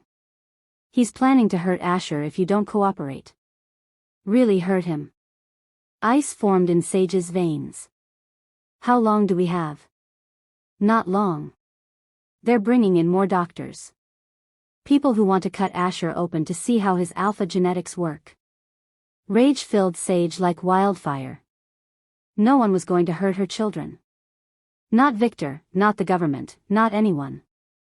"Tell Owen to get ready," she thought to Ivy. "And tell Asher to prepare for a fight." Meanwhile, Victor was still arguing with Agent Harrison about protocols and profit margins, his desperation making him increasingly agitated. Sage could see the cracks in his composure widening, and she decided to drive a wedge into them. Tell me something, Victor, she said loudly enough to interrupt their conversation. When did you first contact the Federal Task Force? Before Garrett died, or after? Victor's face flushed. That's none of your business. I'm betting it was before. I'm betting you've been feeding them information about Pack territories for years, waiting for the right moment to cash in. Sage's voice was steady, implacable. The question is whether Garrett knew. Garrett was an old fool. Garrett was the smartest alpha this pack ever had. He knew exactly what you were, which is why he made sure you'd never get what you really wanted. Sage met Victor's eyes squarely. He played you, Victor. For years, he let you think you were his heir while he planned to leave everything to someone who would actually protect the pack instead of selling it out. Shut up. Victor lunged toward her, his control finally snapping completely. That's when Owen struck. Her youngest son's entire body shimmered and phased, allowing him to slip through his restraints like they were made of mist. He rematerialized behind Agent Harrison, his small hands grabbing the man's weapon before anyone could react. Nobody move. Owen's voice was high and scared, but his grip on the gun was steady. In the chaos that followed, Ivy used her psychic abilities to coordinate their escape. Now, Asher, she projected to her brother. Asher's silver restraints, weakened by Owen's phasing abilities when he'd touched them earlier, snapped under the boy's enhanced strength. Power rolled off the 10-year-old in waves that made the fluorescent lights flicker and the metal chairs groan. You will not hurt my family, Asher said, his young voice carrying the kind of alpha command that made grown werewolves submit. Even the humans in the room felt it. Agent Harrison froze mid-reach for backup weapon, his face going pale as his hindbrain recognized a predator. Victor stumbled backward, his own wolf cowering in submission despite his human form. How? Agent Harrison gasped. Alpha genetics, Sage said grimly as Owen freed her from her restraints with another application of his phasing gift. The real thing, not the watered-down version you've been studying.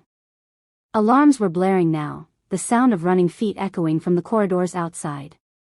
They had minutes, maybe less, before reinforcements arrived. Ivy, can you find us a way out? Sage asked. Her daughter's eyes went distant for a moment. There's an emergency exit 2 floors up. But Mama, there are more agents coming. Lots of them. Then we better move fast. They fought their way through the facility like a family of avenging spirits. Asher's alpha power cleared their path, his commands forcing human guards to stand aside or flee. Owen phased through locked doors to open them from the other side, while Ivy used her psychic abilities to anticipate threats and guide them away from danger. But it was Sage who led them, her maternal instincts and pack training combining to create a force of nature that nothing could stop. No one was going to hurt her children. No one was going to use them as experiments or weapons or proof of concept for some government program. They reached the emergency exit to find it blocked by a squad of heavily armed agents in tactical gear. For a moment, Sage thought they were trapped. Then the sound of an explosion echoed from somewhere below them, followed by the distinctive roar of a motorcycle engine being pushed to its limits. Knox, Asher breathed, and despite everything that had happened between them, Sage felt her heart leap with hope. The agents blocking their exit were distracted by whatever chaos Knox was creating on the lower levels. It was the opening they needed. Together, Sage said, gathering her children close. Whatever happens, we stay together. They burst through the emergency exit and into the dawn light, free but far from safe. Behind them, the government facility erupted in alarms and shouting voices. Ahead of them lay the wilderness that had sheltered their people for generations. Which way? Ivy asked, her psychic senses stretched to their limits. Before Sage could answer, the distinctive sound of Knox's motorcycle echoed from the parking area below. He was coming for them, despite everything that had happened, despite the way she'd driven him away. This way, she said, leading her children toward the sound of salvation. They were far from safe, but they were free. And for the first time since this nightmare began, Sage allowed herself to hope that they might actually survive what was coming next. Behind them, Victor Ironwood's voice carried across the morning air, raised in fury and desperation. Find them. They're the key to everything. But Sage and her children were already disappearing into the forest, carrying with them the secrets that could either save their people or destroy them forever. Chapter 7. The sound of Knox's motorcycle cut through the morning air like a war cry, but he wasn't alone. As Sage led her children through the trees toward the parking area, she heard other engines, dozens of them, creating a symphony of mechanical thunder that spoke of reinforcements and hope. Knox appeared first, his bike sliding to a stop in a spray of gravel as his green eyes found hers across the distance. Relief flooded his features, followed immediately by the kind of controlled rage that made the air around him crackle with power. "Are you hurt?" he called, dismounting and moving toward them with predatory grace. "We're okay," Sage replied, though she could see the lie in her children's faces. They might be physically unharmed, but what they'd endured in that facility had left marks that wouldn't show up on any medical exam. Behind Knox, more motorcycles roared into the parking area, their riders dismounting with military precision. These weren't pack members, Sage could tell by their sense and the way they moved. They were something else, something powerful and organized. "East Coast Wolves," Knox explained, noting her confusion. "My brother's pack. When I told them what was happening here, they volunteered to help." A man who looked like Knox's darker, more dangerous twin stepped forward. Where Knox projected controlled power, this man radiated the kind of lethal authority that made smart people step back and keep their mouths shut. "This is my brother, Roman Ravencrest," Knox said. "Alpha of the Boston Territory." Roman's pale eyes, so similar to Knox's but colder, swept over Sage and her children with calculating assessment. "So you're the Omega who's turned my brother's world upside down." "I'm the Alpha who's about to turn everyone's world upside down," Sage corrected, surprising herself with the steel in her voice. Roman's eyebrows rose, but before he could respond, the government facility behind them erupted in chaos. Alarms blared, vehicles roared to life, and armed agents poured out of the building like angry ants from a disturbed hill. "Time to go," Roman said grimly. "My wolves have the perimeter secured, but that won't last long." "No." Sage's voice cut through the noise with unexpected authority. "We're not running anymore." Knox spun to face her. "Sage, this isn't the time." "This is exactly the time." Sage looked at the facility, then at her children, then at the two Alpha brothers who represented more power than she'd ever imagined having access to. "I'm tired of running. Tired of hiding. Tired of letting other people decide my family's fate." "What are you talking about?" Knox asked, though something in his eyes suggested he already knew. "I'm talking about claiming what's mine." Sage straightened her shoulders, feeling something ancient and powerful stirring in her blood. "I'm Alpha Garrett Morningstar's daughter. The rightful heir to pack leadership. And I'm done letting Victor Ironwood destroy my people." The silence that followed was deafening. Even the government agents seemed to pause in their mobilization, as if sensing that something momentous was about to happen. "You can't be serious," Knox said quietly. "Sage, challenging for Alpha status against Victor is suicide," Roman finished bluntly. "Victor Ironwood has been Beta for 15 years.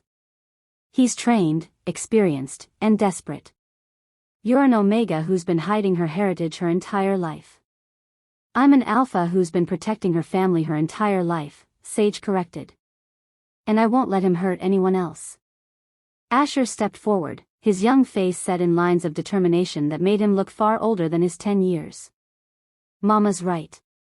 This ends today." Before anyone could stop him, the boy tilted his head back and let out a howl that shouldn't have been possible for someone in human form. The sound cut through the morning air like a blade, carrying power and command and an unmistakable challenge. It was answered immediately. From the facility, from the surrounding forest, from the town beyond, wolves began howling in response. The pack was coming. "Well," Roman said with something that might have been admiration. "That changes things." The battle began without ceremony. Government agents opened fire on the assembled wolves, but Roman's pack responded with tactical precision that spoke of military training. These weren't just supernatural beings, they were warriors who'd been fighting this kind of war for years. Knox grabbed Sage's arm, his eyes blazing with protective fury. Get the children out of here. My brother's people can handle the agents. No. Sage pulled free, her decision crystallizing into absolute certainty. Victor is in that facility, and as long as he's alive and free, my family will never be safe. This ends now. She turned to her children, her heart breaking at what she was about to ask of them. Stay with Knox. Stay safe. And no matter what happens in there, know that I love you more than life itself. Mama, no, Ivy whispered, her psychic abilities clearly picking up on Sage's intentions. I have to, baby.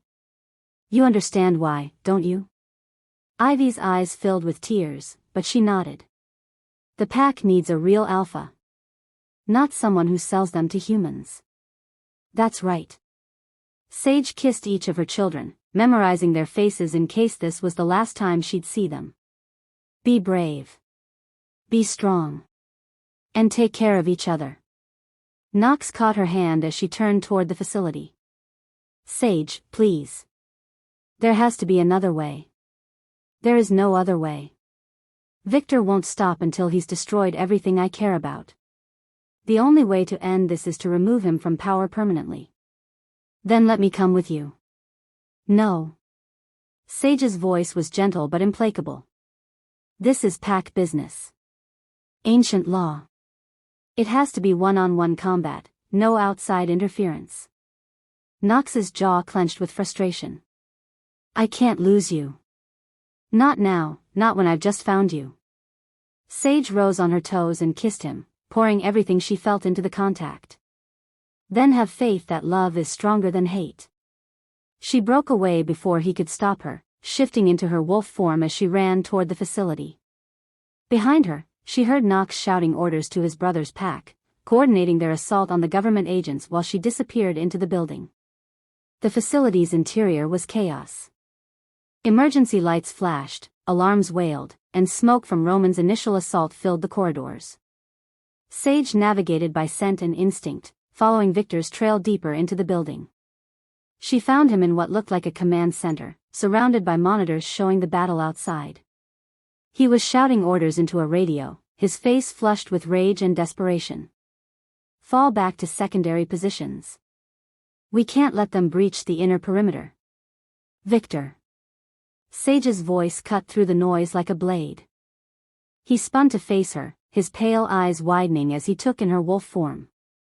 For a moment, she saw genuine fear flicker across his features. You, he breathed. Sage shifted back to human form, standing naked and unashamed in the sterile light. Power radiated from her skin like heat, the alpha heritage she'd suppressed for so long finally free to manifest.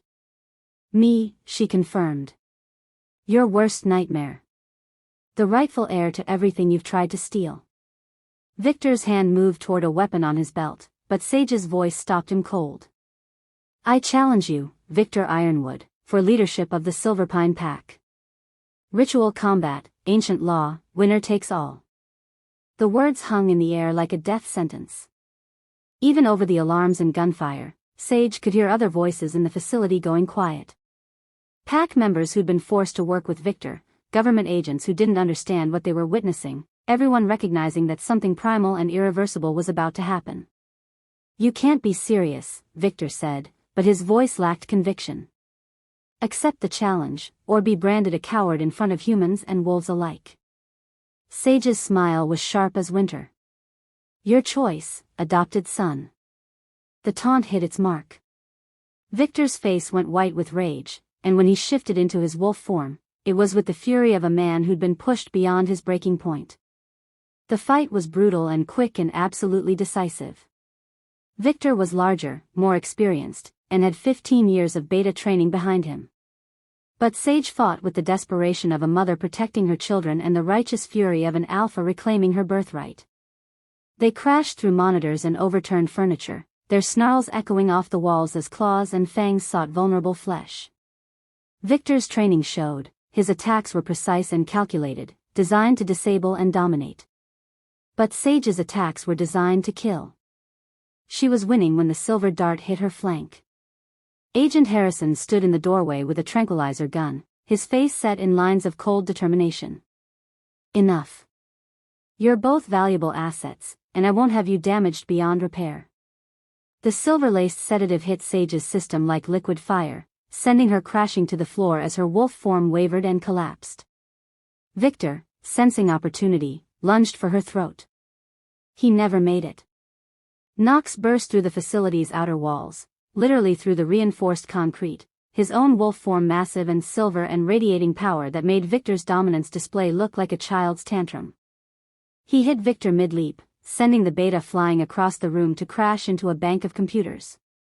Nobody, Knox snarled, his voice carrying even in wolf form, touches my mate. But it wasn't Knox who ended the fight.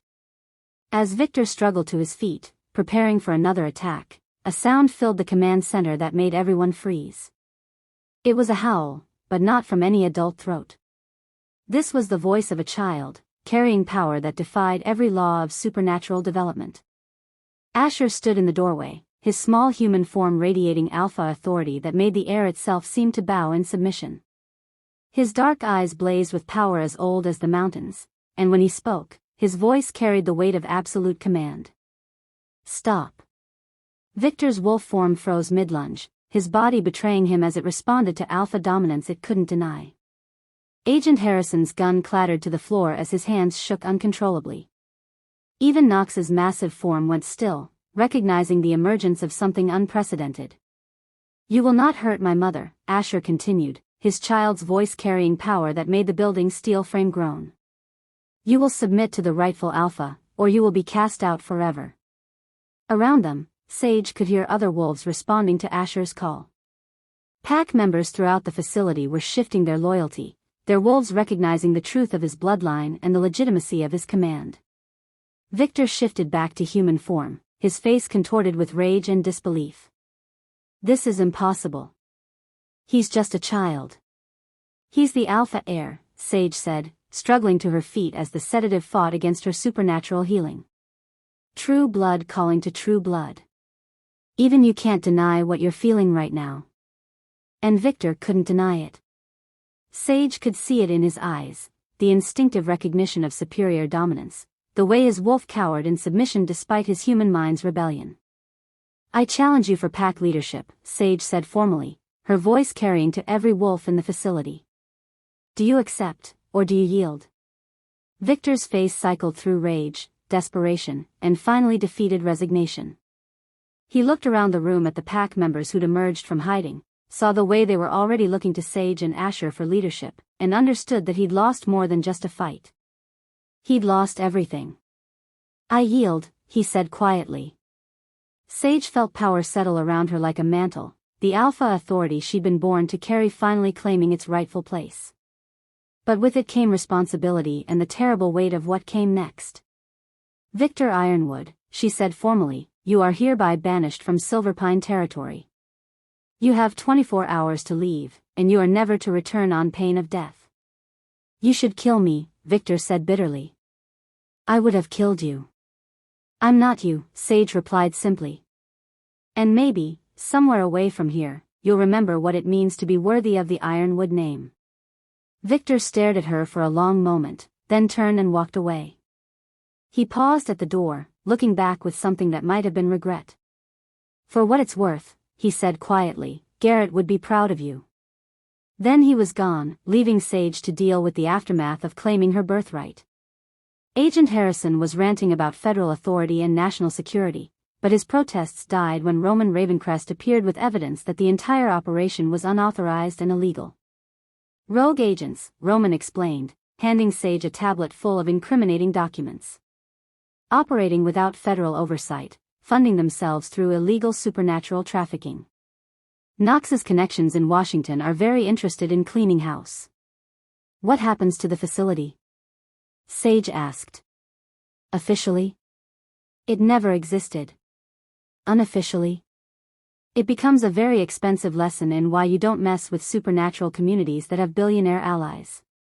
Knox had shifted back to human form, and Sage found herself caught in his arms before she could process what was happening. His kiss was desperate and relieved and full of promises about never letting her face danger alone again. "It's over," he murmured against her lips. "You're safe. Your children are safe. The pack is safe. And you?" Sage pulled back to study his face. "What about Ravencrest Industries? Your board of directors?" Knox's smile was rueful but not regretful. "Officially severed all ties about an hour ago. Apparently, going native and compromising company interests for personal attachment were unforgivable sins." "So you're broke?" "Completely." Knox's grin was unrepentant. "Just a drifter looking for honest work and a place to belong." Sage looked around the command center, at her children, who were safe and whole, at the pack members who were looking to her for leadership, at the man who'd given up everything to stand with her family. "I might know a gas station that needs rebuilding," she said. "The pay isn't great, but the benefits package includes 3 amazing kids and an alpha who's completely, hopelessly in love with her head mechanic." Knox's answer was lost in another kiss, but Sage didn't need words to understand his response. They'd won. Against government conspiracies and pack traders and billion-dollar corporations, they'd won. And now the real work could begin, building something better than what they'd lost, something worthy of the legacy Alpha Garrett Morningstar had entrusted to his daughter's hands. Chapter 8. 6 months after the battle that changed everything, Sage Morningstar stood on the rebuilt porch of what had once been a failing gas station and marveled at how completely her world had transformed. Where rusted pumps and cracked asphalt had once told a story of decline, gleaming solar panels and state-of-the-art equipment now spoke of innovation and hope. The Moonrise cooperative wasn't just a gas station anymore, it was the headquarters of the first supernatural human partnership venture in the Pacific Northwest, funded by the natural gas rights that had nearly destroyed her family and built on the foundation of trust that had saved them. "The morning delivery from Seattle is here," Knox called from the office they converted from the old convenience store. His voice carried the kind of easy contentment that still made her heart skip, even after months of waking up beside him every morning. Sage watched him emerge into the sunlight, his dark hair catching the autumn light as he supervised the unloading of equipment bound for the pack's new community center. The expensive motorcycle was long gone, replaced by a practical pickup truck that could haul supplies and car seats with equal efficiency. Knox claimed he didn't miss his old life, and looking at him now, sleeves rolled up, genuine smile on his face as he directed the delivery crew, Sage believed him. "Mrs. DeRice's order?" she asked, joining him beside the truck. 3 industrial-grade generators and enough solar battery storage to power half of Chinatown, Knox confirmed with a grin. Turns out supernatural-owned businesses are very interested in energy independence. The success still amazed Sage sometimes. What had started as a desperate attempt to save her inheritance had evolved into something unprecedented, a network of supernatural communities using their natural resources to fund modernization and protection. The natural gas reserves beneath Silverpine territory were just the beginning. Knox's connections and her alpha authority had opened doors to markets she'd never dreamed existed. "Mama." Ivy's voice carried across the lot, filled with the kind of excitement that meant either something wonderful or something terrifying had happened. Sage turned to see her daughter running toward them, her 9-year-old face bright with discovery. Behind her, Owen jogged more sedately, his expression thoughtful in the way that meant he was processing something important. "What is it, baby?" Sage asked, crouching down to catch Ivy as she launched herself forward. "I can hear the generators thinking," Ivy announced breathlessly. "Well, not thinking exactly, but they have these electrical patterns that feel like thoughts. And Owen thinks he might be able to phase them if they break, fix them from the inside." Knox raised an eyebrow. "Your children are planning to become a supernatural tech support team?" "They're exploring their gifts," Sage corrected, though she couldn't help smiling at the image. "Dr. Martinez says their abilities are developing exactly as they should." Dr. Elena Martinez was a geneticist from Roman Ravencrest's Boston Pack, one of the first researchers to study supernatural abilities openly and ethically. She'd been working with the twins for 3 months, helping them understand and control their gifts without the fear and secrecy that had defined Sage's own childhood. "Speaking of developing abilities," Knox said, nodding toward the training area they'd built behind the station. Sage followed his gaze to where Asher was practicing combat forms with a determination that reminded her powerfully of his father, whoever that had been. At 11, her son was already showing the kind of natural leadership that would serve him well as the pack's future alpha. But more importantly, he was learning to temper that authority with compassion. He's been working on that sequence for an hour, Knox continued. Won't quit until he gets it perfect. He gets that from both sides of his family, Sage said dryly. Stubborn is a Morningstar trait. Good thing stubbornness tends to work out for your family. Before Sage could respond, a familiar figure emerged from the forest path that connected the station to the main pack territory. Alpha Riker Shadowmere moved with the easy confidence of a leader who no longer had to worry about federal agents or pack traders, his pale eyes taking in the bustling activity with satisfaction. Sage, Knox, he greeted them. The council meeting went well. The Cascade Range Coalition officially voted to adopt our cooperative model. The coalition was an alliance of supernatural communities throughout Washington and Oregon, formed in the aftermath of the government facility raid. What had started as a defensive measure against future federal interference had evolved into something more ambitious, a coordinated effort to bring supernatural communities into the modern economy while protecting their traditional ways of life. All of them? Sage asked. All 12 packs, plus the Raven clan from the Olympic Peninsula and the Selkie community from the coast. Riker's smile was genuinely pleased. By this time next year, we'll have the largest supernatural-owned energy cooperative in North America. Knox whistled low. That's going to require some serious infrastructure investment. Which brings me to why I'm here, Riker said, producing a tablet with financial projections that made Sage's eyes widen. The preliminary estimates for Phase 2 expansion. Sage studied the numbers, her mind automatically calculating logistics and timelines. 6 months ago, she'd been struggling to afford gas pump repairs. Now she was reviewing plans for a multi-million-dollar development project that would transform supernatural communities across the region. The board meeting is next week, she asked. Tuesday. Knox, we'll need your contacts in the renewable energy sector. And Sage, the coalition wants you to serve as the primary liaison with human business communities. The irony wasn't lost on her. The bastard Omega who'd once been mocked as nobody was now the public face of supernatural economic development. But then, her entire life had been built on ironies that had turned out to be blessings in disguise. I'll be there, she promised. Riker nodded and headed back toward pack territory, leaving Sage and Knox alone with the twins, who had discovered that the delivery truck's electronic systems were apparently very entertaining to Ivy's psychic senses. Busy week ahead, Knox observed. Busy life ahead, Sage corrected. Are you sure you don't miss the simplicity of being a billionaire CEO? Just profit margins and board meetings and corporate acquisitions? Knox's laugh was rich and genuine.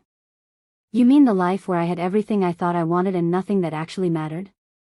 Not for a second. He pulled her close, his arms encircling her waist in a gesture that had become as natural as breathing. Sage leaned into his warmth, marveling at how perfectly they fit together, not just physically, but in all the ways that truly counted. Besides, Knox murmured against her hair, I discovered that true wealth isn't measured in bank balances. What's it measured in? 8-year-olds who think you're worth trusting. 11-year-olds who ask for advice on being a fair leader. And the woman who taught me that love isn't something you acquire, it's something you build, day by day, choice by choice. Sage was about to tell him exactly how much she loved him when a new voice interrupted the moment. I hope I'm not intruding. They turned to see a figure approaching from the highway, a man walking with the careful posture of someone who wasn't sure of his welcome. It took Sage a moment to recognize Victor Ironwood, partly because 6 months of exile had changed him so dramatically. Gone was the polished beta who'd courted pack approval and plotted government deals. In his place stood someone leaner, weathered, with eyes that held the kind of hard-won humility that came from losing everything and finding out who you really were underneath. Knox tensed, his protective instincts flaring, but Sage placed a calming hand on his arm. Victor. Alpha Morningstar. Victor's tone was respectful, formal. I'm hoping you might have a few minutes to talk. Sage studied him, noting the way he held himself, alert but not aggressive, ready to leave if asked but hoping he wouldn't be. Walk with me. They strolled toward the edge of the property, where the renovated gas station gave way to the forest that had sheltered her family during the darkest days of the crisis. Knox followed at a discreet distance, close enough to help if needed but far enough away to give them privacy. You look good, Victor said quietly. Being alpha suits you. Thank you. Sage waited, sensing there was more he needed to say. I've spent the last 6 months thinking about everything that happened. About the choices I made, the people I hurt, the damage I caused. Victor's voice was steady but tinged with regret. I can't undo any of it. I can't bring back the trust one betrayed or the lives I put at risk. But I'd like the chance to do better. What did you have in mind? Victor stopped walking, turning to face her with an expression of quiet determination. The government agents I worked with weren't the only ones targeting supernatural communities. There are other groups, other threats that most packs don't even know exist. I have contacts, information, skills that could help protect our people from future attacks. You want to work security. I want to make amends. I know I can never fully atone for what I did, but maybe I can keep other families from going through what I put yours through. Sage considered this, weighing forgiveness against pragmatism. Victor had nearly destroyed everything she cared about, but he'd also been shaped by the same pack politics and hidden resentments that had made her own childhood so difficult. And if he was genuine about wanting redemption? Probationary basis, she said finally. 6-month trial period, full transparency about your activities, and you answer directly to Knox. Victor's eyebrows rose slightly. Not to you. Knox has connections in the security and intelligence communities that you'll need access to. And frankly, he's less inclined to give you the benefit of the doubt if you backslide. That's fair. Victor nodded slowly. More than fair, actually. Thank you, Sage. For the chance and for. He gestured vaguely at the bustling cooperative around them. For proving that Garrett was right to choose you. They walked back toward the station in companionable silence, the weight of old grievances not forgotten but transformed into something that might eventually become mutual respect. The rest of the day passed in the comfortable rhythm that had become Sage's new normal. Meetings with suppliers, phone calls with pack leaders, reviewing expansion proposals that would have been incomprehensible to her a year ago. Knox worked beside her, his business expertise and her intuitive leadership creating a partnership that was greater than the sum of its parts. As evening approached, the twins reluctantly agreed to help Asher with his homework, a compromise that involved Ivy using her psychic abilities to make sure Owen actually focused on his math instead of practicing phasing pencils through his desk. Family dinner? Knox asked, nodding toward the apartment above the station that they'd expanded and renovated into a proper home. In a minute. Sage found herself reluctant to go inside, to end a day that had been particularly satisfying. I want to watch the sunset first. They settled on the porch swing Knox had installed, another practical improvement that had nothing to do with business efficiency and everything to do with creating a home. The autumn air was crisp with the promise of winter, but the last rays of sunlight painted the mountains in shades of gold and amber that made the world look like something out of a fairy tale. Penny for your thoughts, Knox said, his arms settling around her shoulders. Just thinking about how much has changed. Sage leaned into his warmth. A year ago, I was barely keeping the lights on. Now we're planning energy cooperatives and supernatural business alliances. It feels like someone else's life sometimes. Any regrets? Sage considered this seriously. About the danger we went through? About almost losing the children? Yes. But about the outcome? About finding you, about discovering what I was really capable of, about building something that helps our entire community? She shook her head. No regrets about any of that. Knox was quiet for a moment, his fingers tracing abstract patterns on her shoulder. Sage, there's something I've been meaning to ask you. Something in his tone made her look up, noting the way his expression had shifted from relaxed contentment to nervous anticipation. What is it? Instead of answering immediately, Knox shifted on the swing, turning to face her more fully. That's when Sage noticed what he was holding, a small velvet box that made her heart stop completely. "Knox," she breathed. "I know we haven't talked about this specifically," he said, his voice uncharacteristically uncertain. "I know we've been building something together day by day, and maybe that's enough. But Sage, I want more than just building a business or raising children together. I want to build a life with you. A real life, with promises and commitments and a future that belongs to both of us." He opened the box to reveal a ring that made her gasp. It wasn't a traditional diamond solitaire. Instead, the band was crafted from silver that seemed to glow with its own inner light, set with a stone that caught the sunset and threw it back in facets of fire. "The silver came from the first mining operation we funded," Knox explained softly. "And the stone is a rare mineral from the same geological survey that started this whole adventure. I thought you might like something that represented what we've built together."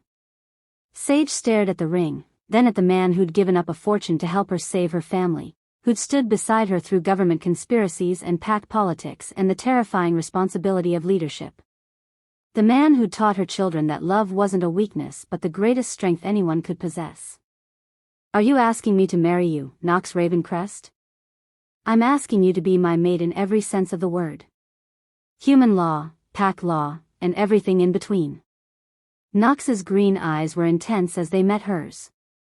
"I'm asking you to trust me with the rest of your life, the way you trusted me with your family's survival."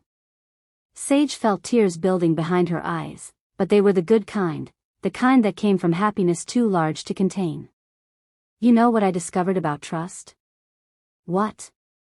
"It's not something you give once and hope for the best. It's something you choose, over and over again, every day." She held out her left hand, watching as Knox's face lit up with joy and relief. "And I choose to trust you, Knox Ravencrest. Today and every day for the rest of our lives." The ring slid onto her finger like it had been made for that exact moment, the silver warm against her skin and the stone catching the last rays of sunlight. Knox's kiss was gentle and fierce and full of promises about the future they were going to build together. When they broke apart, both breathing hard, Sage noticed they had an audience. All three of her children were pressed against the apartment windows, grinning with the kind of delight that suggested they'd been hoping for this development for quite some time. "I think we have their approval," Knox said, following her gaze. "Good thing," Sage replied. "Because there's something else I need to tell you." Knox's expression shifted to mild concern. "What?" Sage took his hand and placed it against her still flat stomach, watching as understanding dawned in his eyes. "Dr. Martinez confirmed it yesterday. Apparently, alpha genetics and stress relief are a potent combination. You're pregnant." Knox's voice was filled with wonder. "We're going to have a baby." Sage's smile was radiant. "Our children are going to have a sibling who grows up knowing they're loved and wanted and part of something bigger than themselves." Knox's response was lost in another kiss, this one deeper and more passionate than the first. When they finally came up for air, the sun had set completely, leaving them surrounded by the gentle glow of the station's lights and the warm presence of home. "I love you," Knox murmured against her lips. "All of you, Sage, Asher, Ivy, Owen, and whoever this new little one turns out to be." "We love you too," Sage replied, meaning it with every fiber of her being. As they sat together on the porch swing, surrounded by the proof of everything they'd built and protected and transformed, Sage found herself thinking about her father's legacy. Alpha Garrett Morningstar had left her a failing gas station and a mountain of secrets, but he'd also left her something more valuable than natural gas rights or mineral claims. He'd left her the chance to discover that sometimes the greatest treasures really were hidden in the most unexpected places. Not in the ground beneath their feet, but in the love of a good man, the laughter of children, and the knowledge that they'd taken something broken and made it whole again. The Moonrise cooperative gleamed in the darkness around them, no longer a symbol of shame or struggle but a beacon of hope for every supernatural community willing to believe in a better future. And at its heart sat Sage Morningstar Ravencrest, once a nobody Omega, now an Alpha who'd learned that the most important inheritance anyone could leave wasn't money or property. It was the courage to love fearlessly and the wisdom to recognize treasure when it came disguised as trouble.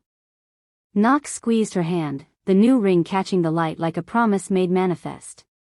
ready to go tell the kids they're getting a new sibling? Sage smiled, thinking of Asher's protective instincts, Ivy's psychic excitement, and Owen's gentle curiosity about this new development.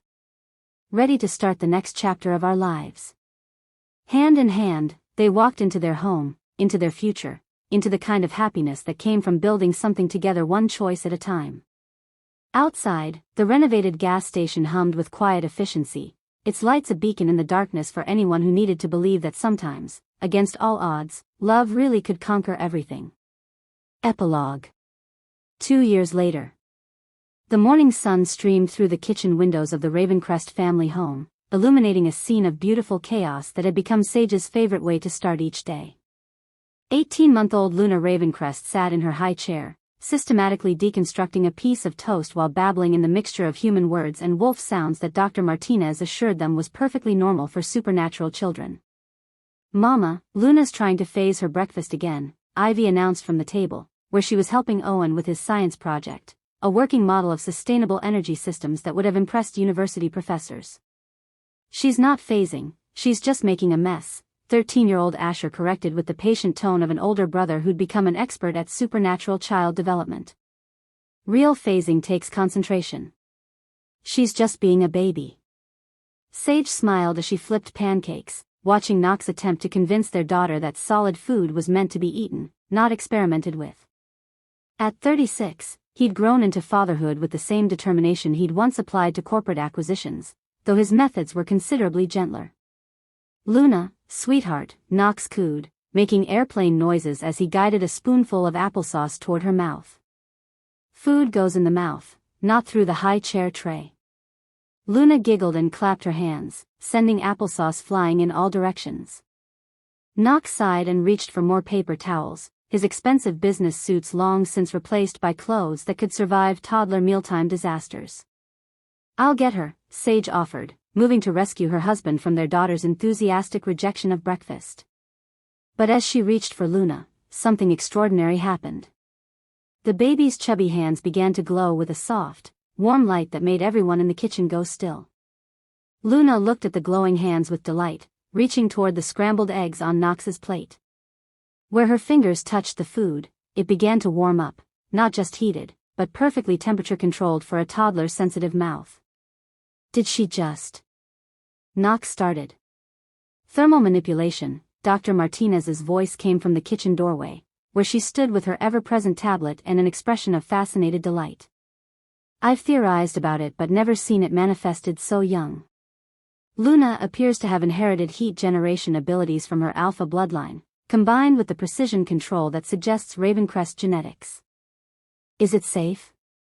Sage asked, though Luna seemed perfectly comfortable with her glowing hands. "Completely. She's instinctively regulating the temperature to exactly what she needs. It's actually quite sophisticated for such a young manifestation." Dr. Martinez made notes on her tablet. "I suspect she'll be able to warm bottles, help with cooking, even provide therapeutic heat as she gets older. A very practical gift." "Great," Knox said dryly. "Our daughter is going to be a supernatural space heater." Luna seemed to understand that she was the center of attention. She clapped her glowing hands together and giggled, sending sparkles of warm light dancing around the kitchen like benevolent fireflies. "Show off," Asher said affectionately, reaching over to ruffle his little sister's dark hair. "At least wait until you can walk before you start mastering elemental manipulation." The sound of vehicles pulling into the cooperative's parking area interrupted the family moment.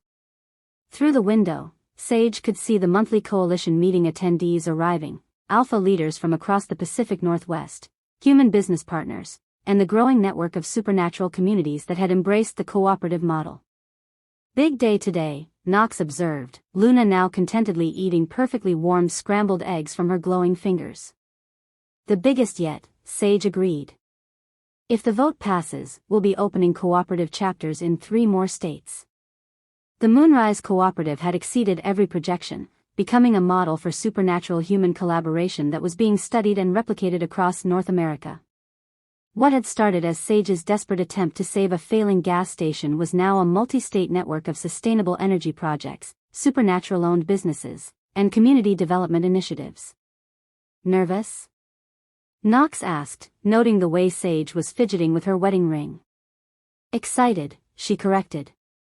2 years ago, I was worried about keeping the lights on.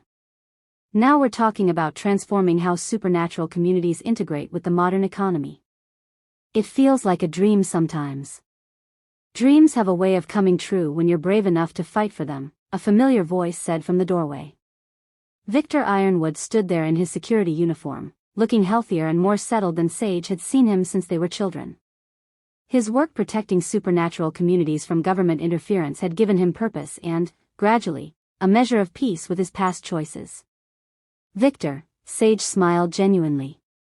Ready for the security briefing? Always. Though I have to say, having coalition meetings in the place where I once tried to destroy everything feels. He paused, searching for words. Like coming full circle, I suppose. The best redemption stories usually do, Knox said, offering Victor a cup of coffee.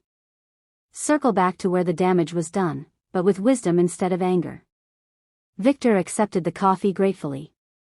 Speaking of wisdom, Asher, I have those leadership theory books you requested.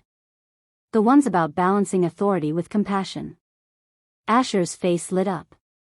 At 13, he was already showing the kind of thoughtful leadership that would serve the pack well when he eventually took over. But unlike previous generations, his training included perspectives from human management theory, conflict resolution techniques, and the kind of emotional intelligence that would help him lead in a changing world. Thanks, Uncle Victor, Asher said, using the honorary title that had evolved naturally over the past year. Victor's face softened at the address. Being accepted as part of the family he'd once tried to destroy was a gift he never took for granted. All right, everyone, Sage announced, beginning the familiar choreography of getting a large family ready for the day. Coalition meeting starts in an hour. Asher, you're observing the leadership sessions. Ivy and Owen, Dr. Martinez wants to continue your ability development training after school. And Luna. She looked at her youngest, who was now making her sippy cup glow with gentle warmth. Luna gets to come to the meeting and charm everyone into voting our way, Knox finished with a grin. It's not manipulation if she's just being naturally adorable, Sage protested. Tell that to the alpha from Montana who spent the entire last meeting making funny faces to get her to giggle, Ivy said with psychic-enhanced perception that caught every emotional undercurrent in the room. He's definitely voting yes on everything because Luna smiled at him. The morning dissolved into the controlled chaos of a busy family preparing for an important day. Knox handled the logistics while Sage reviewed presentation materials. Victor coordinated security arrangements with his team. Dr. Martinez helped the twins pack equipment for their afternoon training session. And through it all, Luna provided a soundtrack of happy babbling and the occasional burst of warm, sparkly light. As the coalition meeting began, Sage found herself standing at the podium where she'd once begged for 30 days to save her inheritance. Now she was presenting expansion plans that would affect thousands of supernatural families across the continent. 2 years ago, the Moonrise cooperative was born out of necessity, she began, looking out at an audience that included some of the most powerful supernatural leaders in North America. We needed to protect our community from forces that wanted to exploit our resources and expose our people. But what we built was something greater than protection. We built a model for prosperity that honors both our traditions and our future. The presentation covered statistics that still amazed her: job creation numbers, environmental impact assessments, profit margins that exceeded conventional energy companies while maintaining ethical standards that protected supernatural workers and communities. But the real testament to their success wasn't in the numbers. It was in the faces of the audience, alpha leaders who no longer worried about their pack's economic survival, human partners who discovered that supernatural collaboration brought innovations they'd never imagined, and young supernatural adults who were entering a job market where their abilities were assets rather than secrets to be hidden. The question before us today, Sage continued, isn't whether we can afford to expand. It's whether we can afford not to.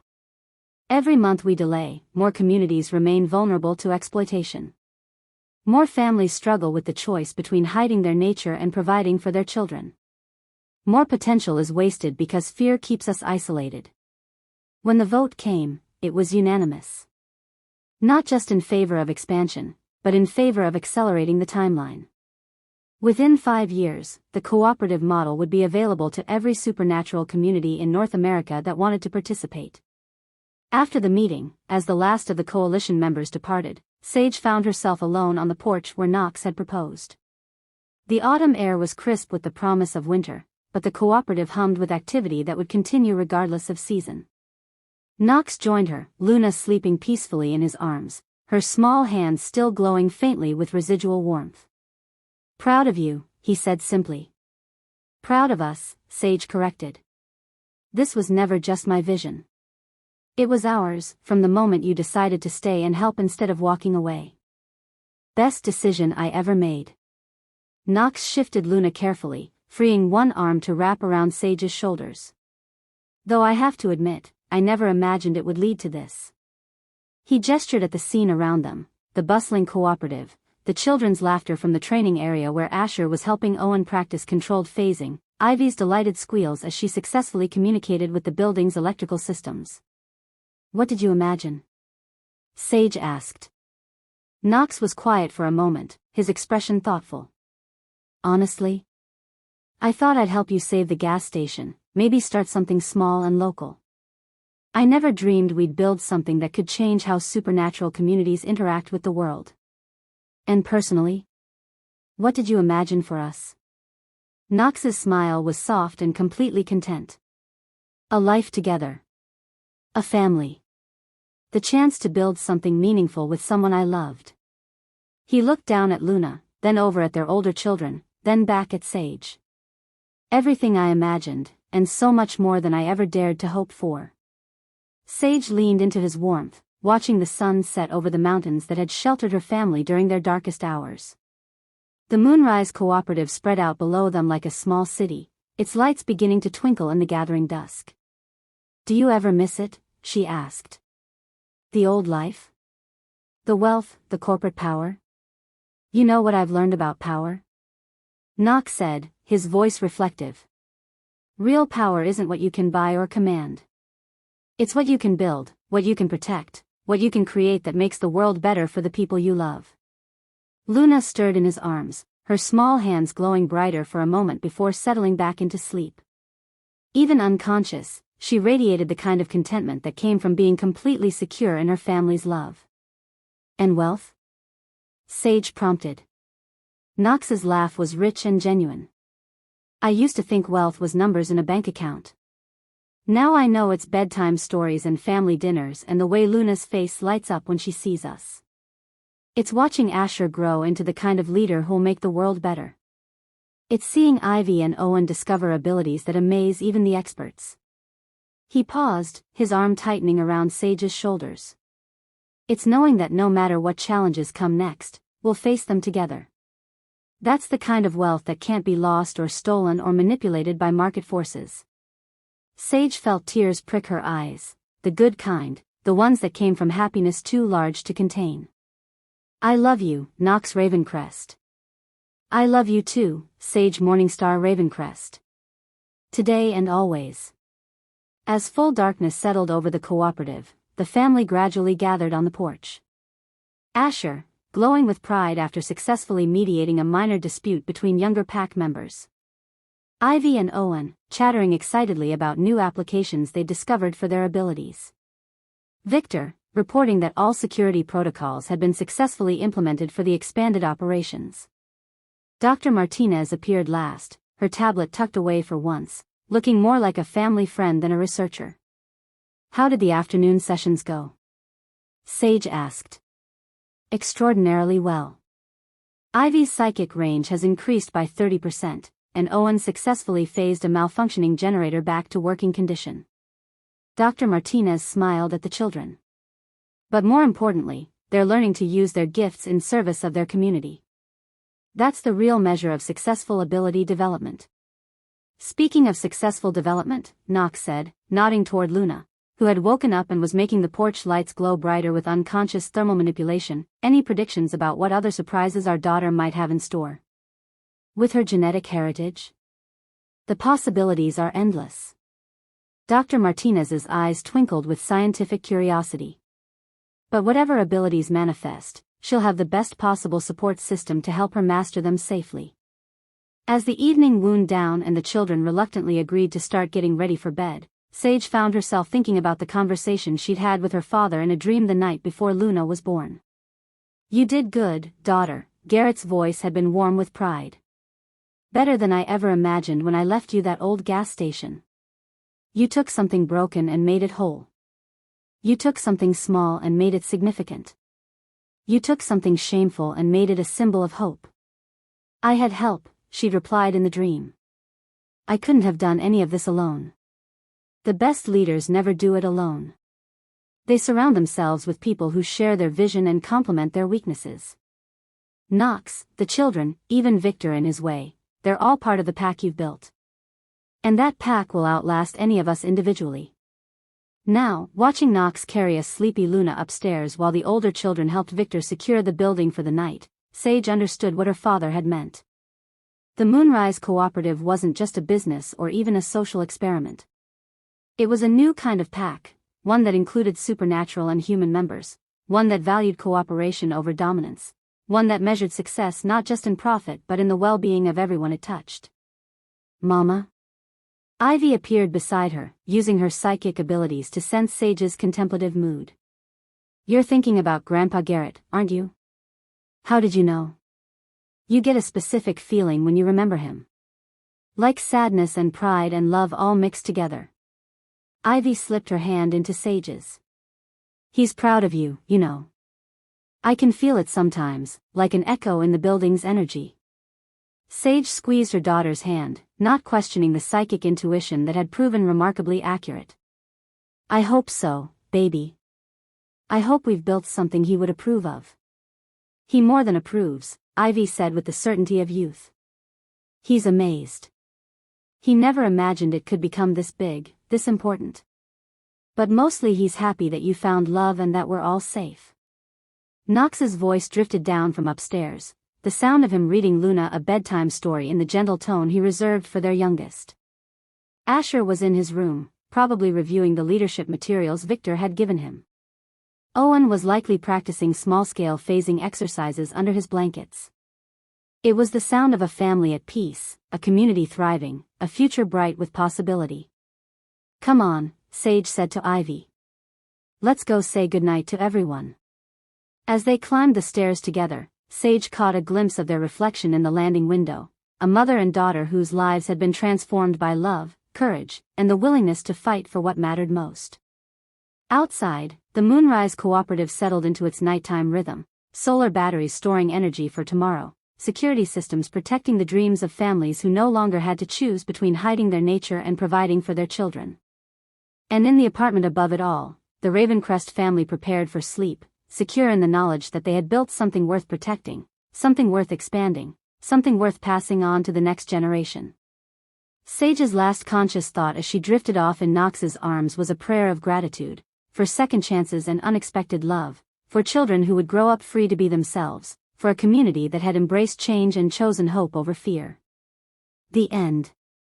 Thank you for listening. Like, share and subscribe for more.